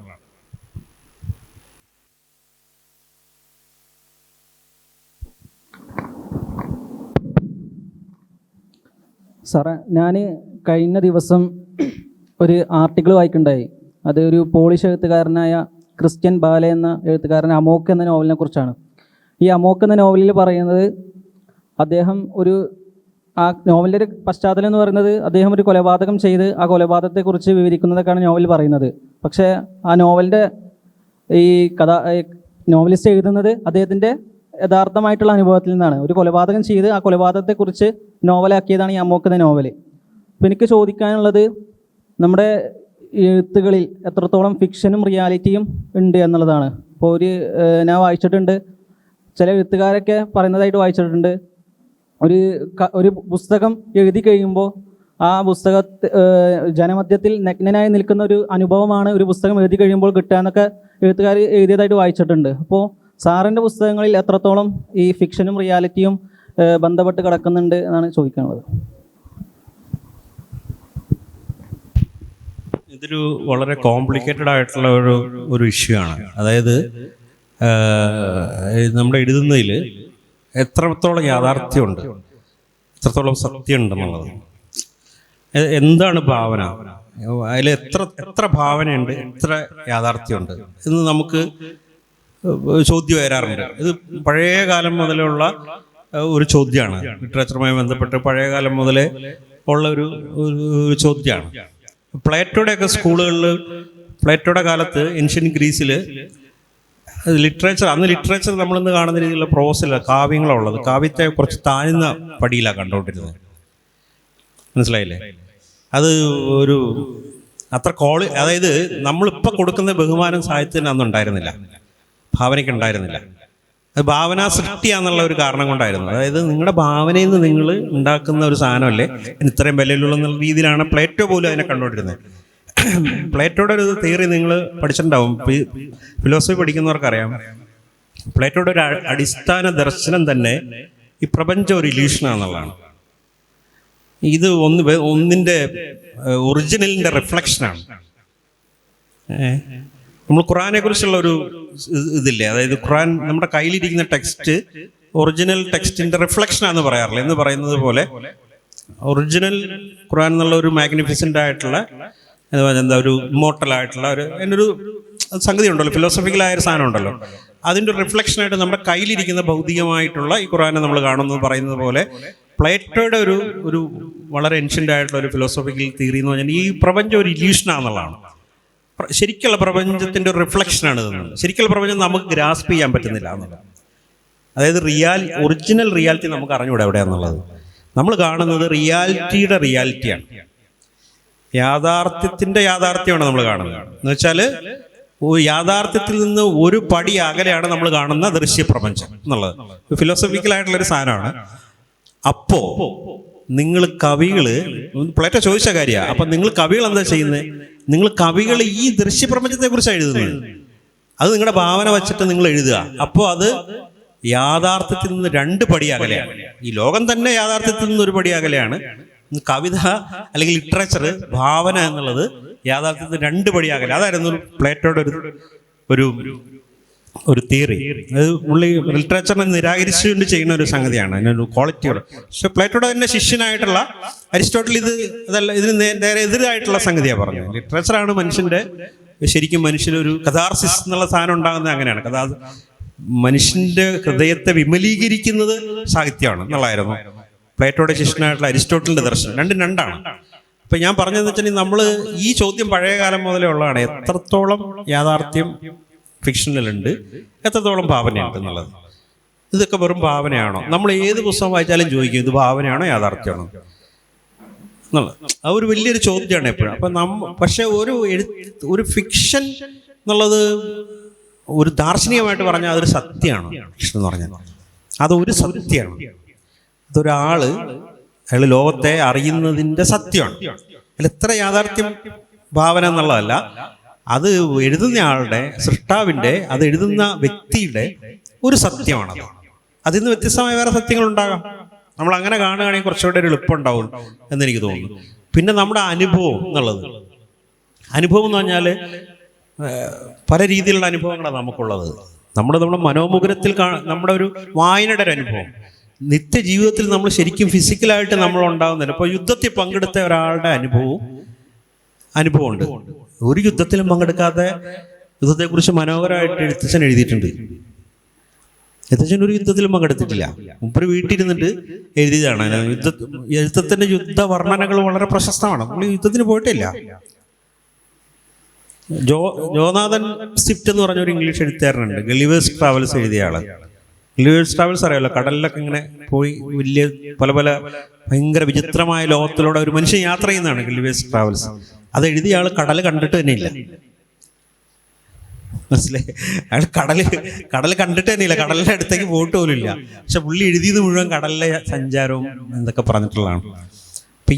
അപ്പോൾ അങ്ങനെ ഒരു ഫിസിക്കൽ നോളജും എഴുത്തിൻ്റെ ഒരു ദർശനവും തമ്മിൽ യാതൊരു ബന്ധമില്ല. അങ്ങനെ നമുക്ക് പലതും ചെയ്യാൻ കഴിയാവരും. ഇപ്പം നമ്മൾ റേപ്പ് സീൻ ഒരു നോവൽ എഴുതുകയാണെങ്കിൽ നമ്മൾ പോയി റേപ്പ് ചെയ്തിട്ട് എഴുതണമെന്നാണോ? അത് പറ്റില്ല, കഴിയില്ല. നമുക്ക് ഒരാളെ കൊല്ലാൻ പറ്റും, ഒരാളെ ഉപദ്രവിക്കുന്ന, ഒരാളെ ഭയങ്കരമായിട്ട് ഫിസിക്കലി അടിക്കുന്ന ഒരു രംഗം. ഈ അടിക്കുമ്പോൾ എങ്ങനെയുണ്ടെന്ന് അറിയണമെന്ന് വിചാരിച്ചാൽ ഞാൻ നിങ്ങളുടെ കുറ്റി നോക്കി ഓർമ്മ തന്നാൽ നിങ്ങൾ എനിക്ക് തിരിച്ചില്ല. അപ്പോൾ അത് എഴുത്താവില്ല. ഫിസിക്കൽ എക്സ്പീരിയൻസ് വേറെയാണ്. എഴുത്തിൽ നമ്മൾ ആ അടിയെക്കുറിച്ചല്ല എഴുതുന്നത്. ശരിക്കും പറഞ്ഞാൽ ഞാൻ ഒരാൾ അടിക്കുന്ന രംഗം എഴുതാമെന്ന് വയ്ക്കുക, ഒരാളുടെ മുഖത്തടിക്കുന്ന രംഗം ഞാൻ എൻ്റെ കഥയിൽ എഴുതി വെക്കുക എന്ന് നിങ്ങൾ കരുതുക. എന്തിനാ അത് എഴുതുന്നത്? അടിയെക്കുറിച്ചുള്ള വിവരണം അല്ല അത്.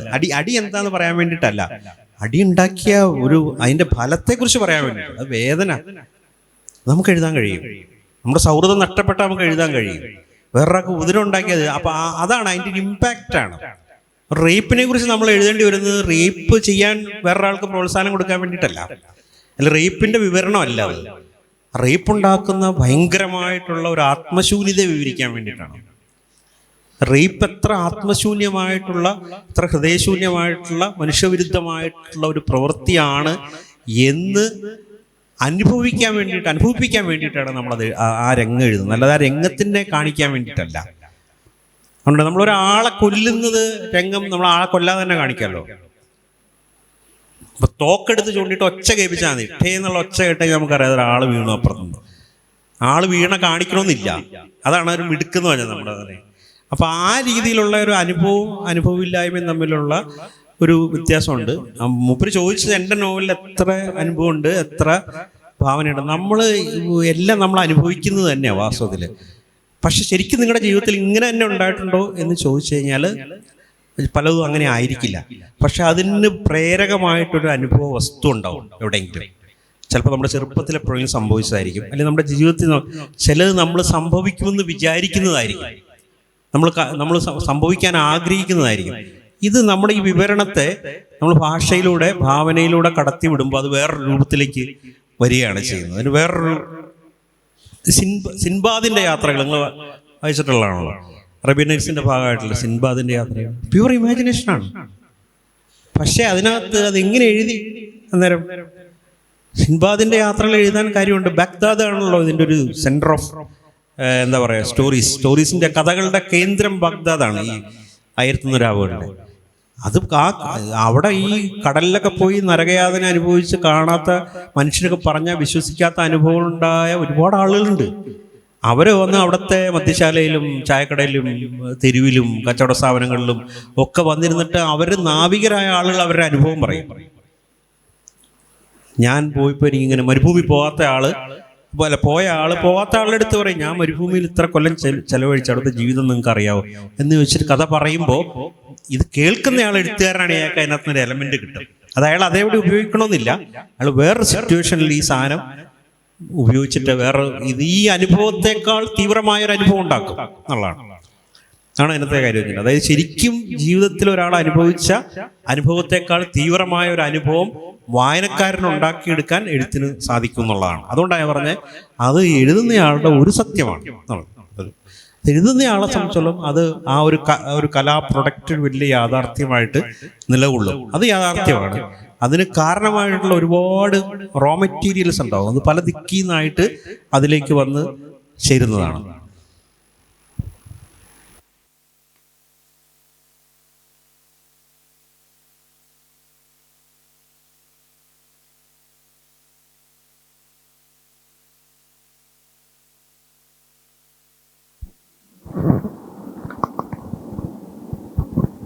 സാറ് പറഞ്ഞ ഒന്ന് രണ്ട് കാര്യങ്ങളോട് കണക്ട് ചെയ്തിട്ട് ഒന്ന് രണ്ട് സംസാരങ്ങളും ഒന്ന് രണ്ട് ചോദ്യങ്ങളും. ഒന്ന്, ഷംസും ജലാലുദ്ദീൻ റൂമിയും തമ്മിലുള്ള സംസാരം, ആ സൽപ്പേര് സംബന്ധമായ കാര്യം പറയുന്നിടത്ത് ഒരു പക്ഷേ ഒരു ആത്മജ്ഞാന സമൃദ്ധമായ സംസാരങ്ങളാണല്ലോ. അപ്പോൾ ആ രീതിയിൽ പറയുമ്പോൾ അതേപോലെ സംസാരിച്ച വേറൊരാളാണ് മൻസൂർ അൽ ഹല്ലാജ് എന്ന് പറയുന്ന മാസോണിയൻ, ലൂയിസ് മാസോണിയൻ എന്ന് പറയുന്ന ഈ ഓറിയൻ്റലിസ്റ്റ് കാര്യമായി പഠനം നടത്തിയ ഈ മൻസൂർ അൽ ഹല്ലാജ്. അയാളുടെ രണ്ട് വരിയുണ്ട്, ബൈനി വ ബൈനക്ക ഇന്നിയുൻ യുസാഹിമുനി ഫർഫ ബിൽ ഉത്ഫിക്ക മിം ബൈനി മിനൽ ഐനി എന്ന്. അതായത് നമ്മൾക്കിടയിൽ ദൈവം, സൃഷ്ടി എന്നുള്ള രണ്ട് ദ്വന്ദ്ങ്ങൾക്കിടയിൽ നിന്ന് ഞാൻ എന്ന് പറയുന്ന അഹം ബോധം, ഞാനെന്ന ഭാവങ്ങൾ അത്രയും എരിച്ചുകൊണ്ട് എന്നൊക്കെ പറഞ്ഞിട്ടുള്ള അദ്വൈതത്തിലുള്ള പാട്ടുണ്ടല്ലോ. അതൊക്കെ പോലെ ഈ സൽപ്പേര് എന്ന് പറയുന്ന ഒരു ജാട നമ്മൾ സ്വീകരിച്ച് നമുക്ക് പലതും ചെയ്യുന്നതിന് അല്ലെങ്കിൽ ദൈവത്തിലേക്ക് എത്തുന്നതിന് തടസ്സമാകാൻ ഒരു പക്ഷേ മദ്യചഷകങ്ങൾ അല്ലെങ്കിൽ മദ്യക്കുപ്പി തടസ്സമാകും എന്ന് ഗുരുവിന് തോന്നിയത് കൊണ്ടാകാം ഏറ്റവും അദ്ദേഹത്തിന് ഹേർട്ട് ചെയ്യുന്ന ആ മദ്യക്കുപ്പി തന്നെ ഒരുപക്ഷെ അയാളോട് വാങ്ങാൻ പറഞ്ഞിട്ടുണ്ടാകുക. പിന്നെ രണ്ടാമതൊരു കാര്യം, ഈ ഞങ്ങളുടെ വിശ്വാസത്തിൽ ഈ എല്ലാവരും സംശയാലുക്കളാകണമെന്നാണ്. നമ്മൾക്ക് അനന്തരമായി കിട്ടിയ വിശ്വാസം കൊണ്ട് നടക്കുക എന്നുള്ളത് പറ്റില്ല. എല്ലാവരും ദസ്തയേവ്സ്കിയുടെ സന്ദേഹം പോലെ എല്ലാവരും സന്ദേഹാലുക്കളാകണം. അങ്ങനെ ഓരോരുത്തരും ദൈവമുണ്ട് എന്ന് ഓരോരുത്തർക്കും ബോധ്യപ്പെടണം. അപ്പോഴേ അയാൾ വിശ്വാസിയാകുകയുള്ളൂ എന്നത്. പിന്നെ പ്ലാറ്റോയുടെ ഈ ദ റിപ്പബ്ലിക്കിൽ ഈ കവികൾക്കും ഈ മറ്റ് സാഹിത്യകാരന്മാർക്കൊന്നും യാതൊരു പരിഗണനയും സ്ഥാനവും കൊടുത്തിരുന്നില്ല എന്നുള്ളതാണ്. അരിസ്റ്റോട്ടിൽ സ്വാഭാവികമായി സാറ് പറഞ്ഞതുപോലെ തന്നെ ഇത് വരുന്നുണ്ട്. ഈ സാഹിത്യകാരന്മാർ ഭാവന സമ്പന്നമായി എന്ത് ചെയ്താലും അവർ ഭാവന കൊണ്ട് യാഥാർത്ഥ്യത്തെ അളക്കുന്നവരാണ്. അപ്പോൾ യാഥാർത്ഥ്യത്തിലേക്ക് എത്തിച്ചേരില്ല എന്നുള്ളൊരു സങ്കല്പം പ്ലാറ്റോയിനുണ്ട് എന്ന് സാറ് പറഞ്ഞതിനെ ചേർത്ത് പറയുകയാണ്. എൻ്റെ ഒരു ചോദ്യം എന്നുള്ളത്, പണ്ടൊക്കെ ഏത് പുസ്തകങ്ങൾ കിട്ടിയാലും വായിക്കുമായിരുന്നു. സാറ് പറഞ്ഞതുപോലെ ഓരോരു പ്രായത്തിൻ്റെ ആ ഒരു ഘട്ടത്തിൽ അത് ഉറൂബാണെങ്കിലും ഈ ഉറൂബിൻ്റെ ഉമ്മാച്ചു ആണെങ്കിലും അല്ലെങ്കിൽ സുന്ദരികളും സുന്ദരന്മാരുമാണെങ്കിലും അതേപോലെ മയ്യഴിപ്പയുടെ തീരങ്ങൾ, അങ്ങനെയുള്ള എല്ലാ കാര്യങ്ങളും വായിക്കുമായിരുന്നു. ഇപ്പോൾ കുറച്ചായിട്ട് പിന്നെ OV വിജയനെ പോലെ ദാർശനികമായി എഴുതുന്നവരെ മാത്രമേ നമുക്ക് വായിക്കാൻ താല്പര്യമുള്ളൂ. അതൊരു രോഗമാണോ അല്ലെങ്കിൽ അത് മാറാനുള്ള എന്തെങ്കിലും ചികിത്സ സാറെടുത്തുണ്ടോ? കാരണം OV വിജയൻ സാറ് വളരെ കുറഞ്ഞ പുസ്തകങ്ങളേ ഉള്ളൂ. ഒരു പുസ്തകം 5 തവണ 6 തവണ 10 തവണ ഒക്കെ വായിക്കുക എന്ന് പറയുന്നത് നമുക്ക് തന്നെ ഒരു തരം ഇതാണ്. അപ്പോൾ അത് മാറിക്കിട്ടാൻ എന്തെങ്കിലും ചികിത്സ സാറെ കയ്യിലുണ്ടോ എന്നുള്ളതാണ് ഒന്ന്. പിന്നെ രണ്ടാമത് സാറ് പറഞ്ഞത് OV വിജയൻ്റെ ലേഖന സമാഹാരങ്ങളുണ്ട്. ഈ ഹൈന്ദവനും അതിഹൈന്ദവനും എന്നുള്ളൊരു പുസ്തക സമാഹാരം ഉണ്ടായിരുന്നു. അത് DC ബുക്സിലൊക്കെ തിരഞ്ഞ് ഒരുപാട് അന്വേഷിച്ചു, കിട്ടിയില്ല. സാറ് പറഞ്ഞ ഈ സമാഹാരം എന്താണ് അതിൻ്റെ കൃതിയുടെ പേര് എന്നും എവിടെയാണ് കിട്ടുക എന്നും പറഞ്ഞാൽ വളരെ നന്ദിയുണ്ട്. പിന്നെ പെണ്ണെഴുത്തുകാരെ സാറ് മനഃപൂർവ്വം എന്താണ് പരിഗണിക്കാതിരുന്നത്? അത് മാധവിക്കുട്ടിയാണെങ്കിലും സാറാ ജോസഫ് ആണെങ്കിലും എന്തുകൊണ്ടാണ് പരിഗണിക്കാതിരുന്നത് എന്ന് എനിക്കറിയില്ല.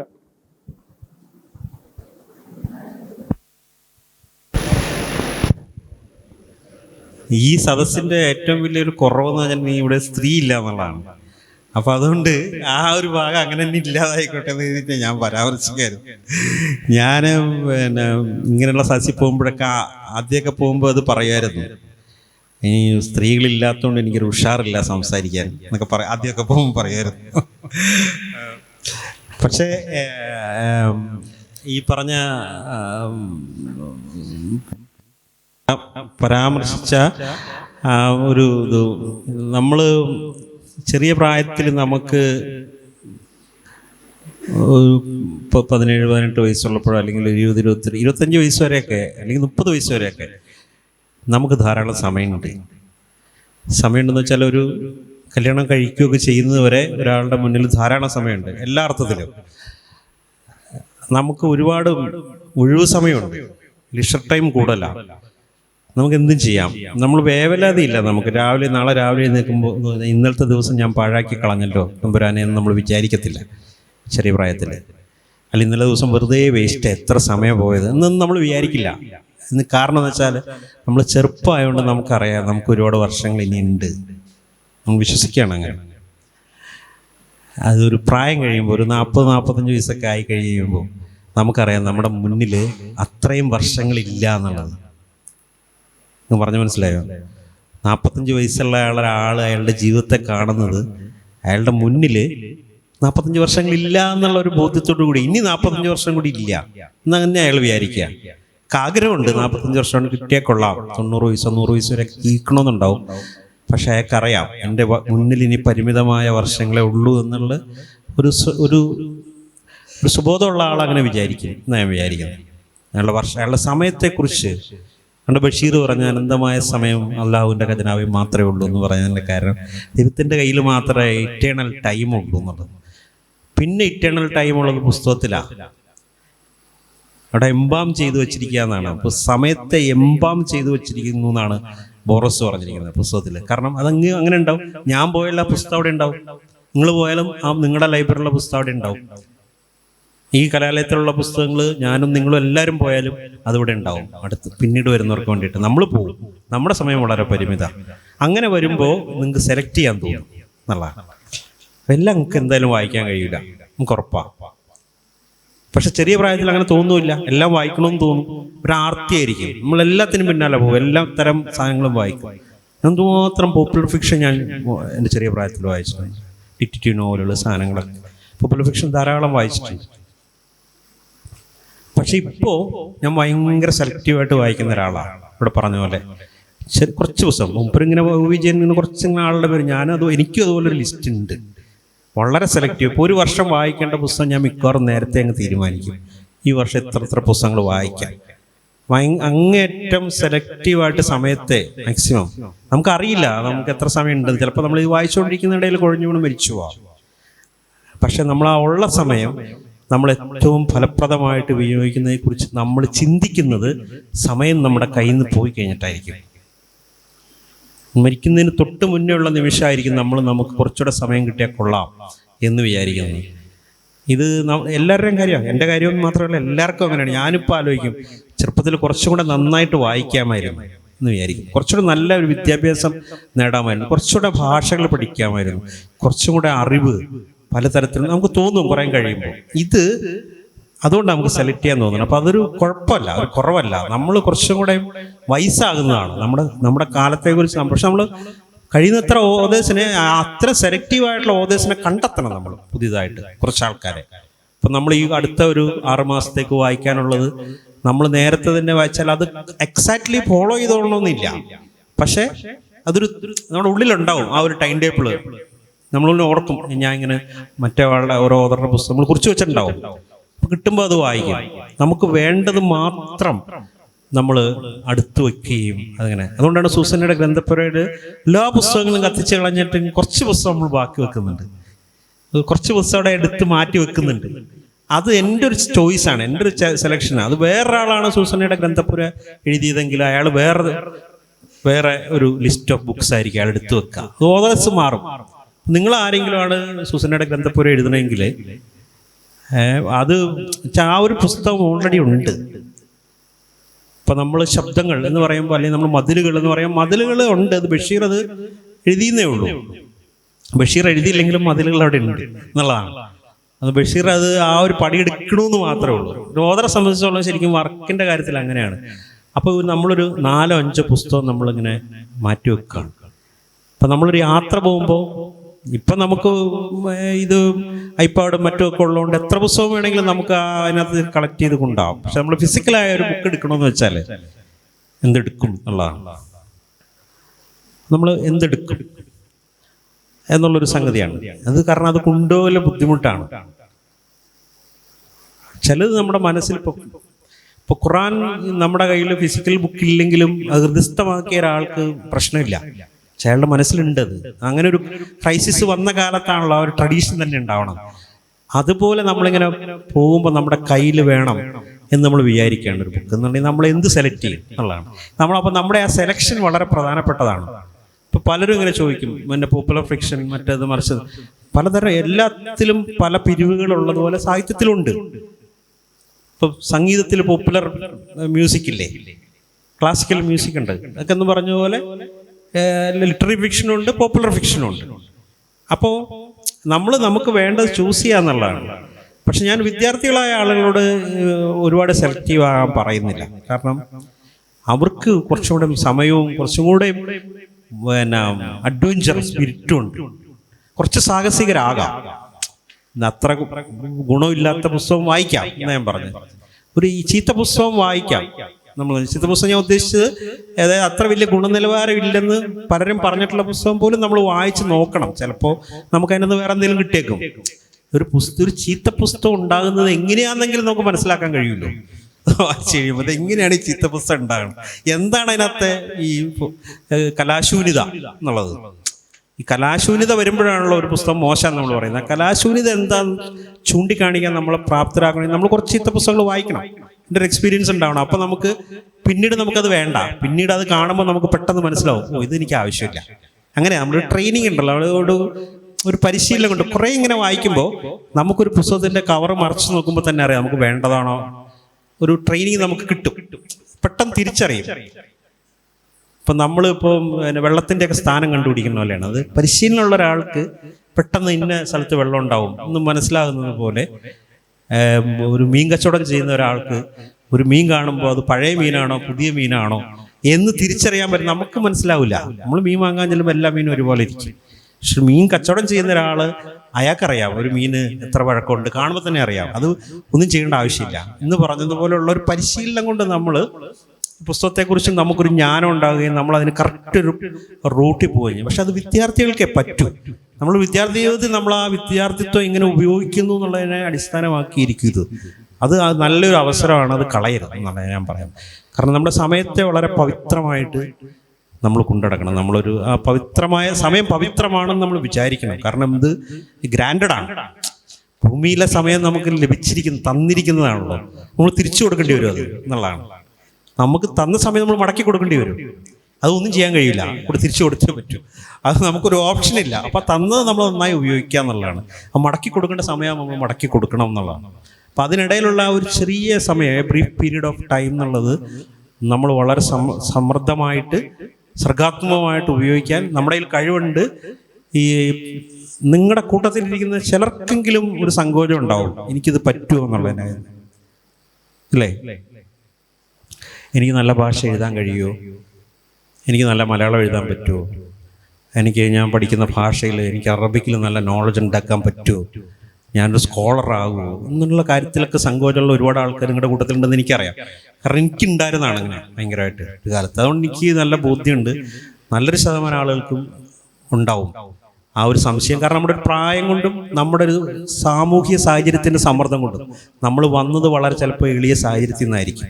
നമുക്ക് വീട്ടിൽ നിന്നും അങ്ങനെ ആരോ ഒന്നും പറഞ്ഞു തരാനോ അല്ലെങ്കിൽ നമുക്ക് അതിനുള്ളൊരു ഭൗതിക സാഹചര്യങ്ങളൊന്നും ഉണ്ടായിട്ടുണ്ടാവില്ല. വളരെ എളിയ സാഹചര്യങ്ങൾ വന്ന് നമ്മൾ വലിയൊരു ഇതിൽ വന്നു കഴിയുമ്പോൾ, സെറ്റപ്പിൽ വന്നു കഴിയുമ്പോൾ നമുക്കൊരു സങ്കോചം വരും, ഒരു ആത്മവിശ്വാസക്കുറവ്. അത് കളയണം എന്ന് ഞാൻ പറയാം. നമ്മൾ നന്നായി പണിയെടുക്കുക, നന്നായി അധ്വാനിച്ച് കഴിയുമ്പോൾ ഈ സാധനം നമ്മുടെ കയ്യിലേക്ക് വരും. ഇംഗ്ലീഷ് പറയാൻ അറിയാൻ പാടില്ലാത്ത ഒരാൾ നന്നായിട്ട് അധ്വാനിക്കുമ്പോൾ അയാൾ ഒരു 6-7 മാസം കൊണ്ട് അതങ്ങ് പഠിക്കുന്നേ.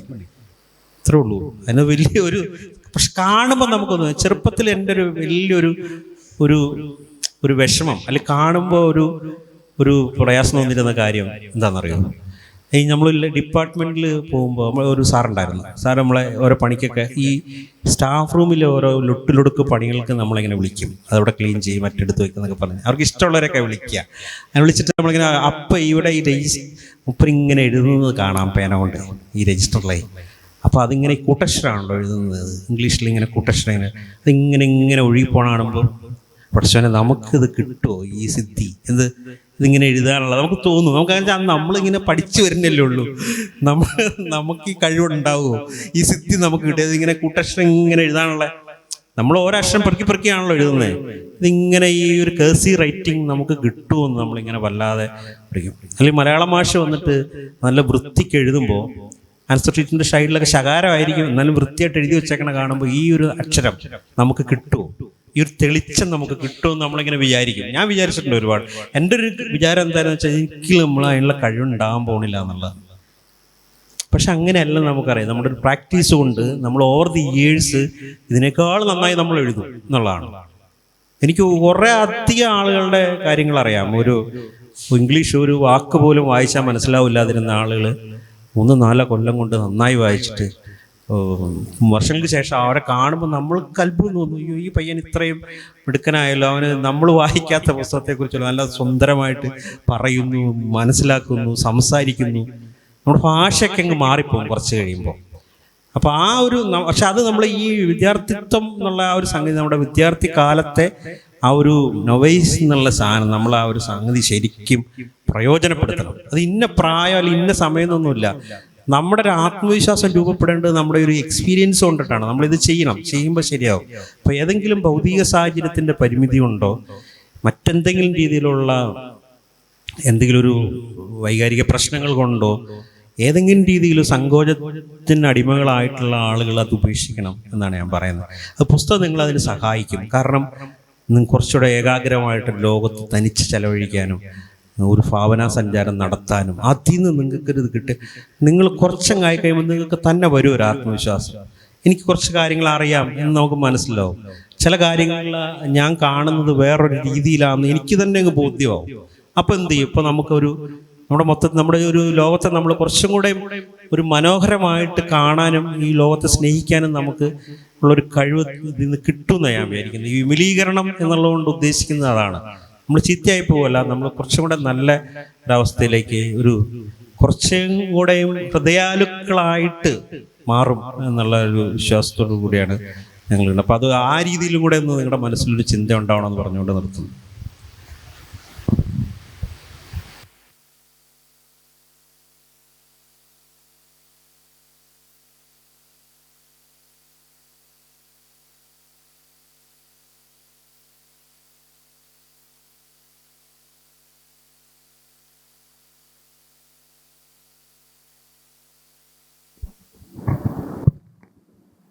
സാറിൻ്റെ ഒരു വിവർത്തന ഗ്രന്ഥം ഇസ്ലാമും പടിഞ്ഞാറും, അത് കുറേ വർഷം മുമ്പ് വായിച്ചതായിരുന്നു. അങ്ങനെ അങ്ങനെ സാറിനെ ഇങ്ങനെ അടുത്ത് കാണുകയാണെങ്കിൽ ചോദിക്കണം എന്ന് വിചാരിച്ചൊരു കാര്യമാണ്. അതായത് ഇപ്പോൾ ഇസ്ലാം, ഇപ്പം സാറ് നേരത്തെ സംസാരിക്കുമ്പോൾ പറഞ്ഞു ഭയങ്കരമായി ഒരു പോളറൈസ്ഡ് ആയിട്ടുള്ളൊരു കമ്മ്യൂണിറ്റി നമ്മുടെ ചുറ്റും രൂപപ്പെട്ടു വരുന്നുണ്ടെന്ന്. അതിലിപ്പോൾ ഇസ്ലാം അല്ലെങ്കിൽ മുസ്ലിങ്ങൾ അതിൻ്റെയൊക്കെ ചെറുതല്ലാത്തൊരു ഭാഗമാണ്. അങ്ങനെ വേറെ ഒരുപാട് കമ്മ്യൂണിറ്റികളുണ്ട്. അപ്പോൾ ശരിക്ക് ഇസ്ലാം അതേപോലെ വെസ്റ്റ് ഇങ്ങനെ കുറേ ഡൈഗോട്ടമികൾ ഉണ്ടാകുന്നു, ഒരു സജീവമായ സംവാദാത്മകത നിലനിൽക്കുന്നു. അപ്പോൾ നേരത്തെ സാറ് പറഞ്ഞു തുടങ്ങിയപ്പോൾ ഇങ്ങനെയുള്ള ടീമിൻ്റെ ഇടയിലാണ് സജീവമായി എഴുത്തും സാഹിത്യ പ്രവർത്തനമൊക്കെ നടക്കുന്നതെന്ന് പറഞ്ഞു. ശരിക്കും കേരളത്തിലെ മുസ്ലിം സമുദായത്തിൽ, ഞാൻ എഴുത്തുമായി ബന്ധപ്പെട്ടൊരു ചോദ്യമല്ല, സാറിൻ്റെ ഒരു സാമൂഹിക നിരീക്ഷണമാണ് ചോദിക്കുന്നത്. ഇപ്പോൾ കേരളത്തിലെ മുസ്ലിം സമുദായത്തിൻ്റെ ഇടയ്ക്ക് ഒരുപാട് മാറ്റങ്ങൾ ഉണ്ടായിട്ടുണ്ട്. അത് പല നിലക്ക് അതിനെ വായിച്ചവരുണ്ട്. ഇപ്പോൾ അത്തരം ഒരു സമുദായത്തിൻ്റെ ഒരു വലിയ റെപ്രസെൻറ്റേഷനാണ് ഇരിക്കുന്നത്. കേരളത്തിൽ ഒരുപാട് കോളേജുകളുള്ള, ആണും പെണ്ണുമായിട്ട് ധാരാളം കുട്ടികൾ പഠിച്ചുകൊണ്ടിരിക്കുന്ന, ഒരുപാട് ആളുകൾ പാസ് ഔട്ട് ആയിട്ടുള്ളൊരു ടീമാണത്. അപ്പം ഇങ്ങനെയൊക്കെയുള്ള ഒരു കമ്മ്യൂണിറ്റിയെ കാണുമ്പോൾ, ഇപ്പോൾ ഇങ്ങനെ ഇസ്ലാം വെസ്റ്റ് പോലത്തെ എഴുത്തുകൾ വായിക്കുകയും അത് വിവർത്തനം ചെയ്യുകയൊക്കെ ചെയ്തിട്ടുള്ള ഒരാൾ ഈ സമുദായത്തിൻ്റെ ഇടയിൽ ഉണ്ടാകുന്ന മാറ്റങ്ങൾ എങ്ങനെയാണ് നോക്കിക്കാണുന്നത്? ഇങ്ങനെയുള്ളൊരു ടീമിന് എന്തെങ്കിലും അധികം മാറ്റങ്ങൾ ഉണ്ടാവണമെന്നോ അല്ലെങ്കിൽ കൂടുതൽ വേറെ ഏതെങ്കിലും രീതിയിൽ അവർ മാറി ചിന്തിക്കണമെന്നോ ഒരുതരം മാറ്റം ഉടൻ അവിടെ സംഭവിക്കുന്നൊക്കെ ആലോചിക്കുമ്പോൾ സാറിന് എന്തൊക്കെയാണ് അതിനോട് ആഡ് ചെയ്യാനുള്ളത് എന്നുള്ളൊരു ചോദ്യമാണ്.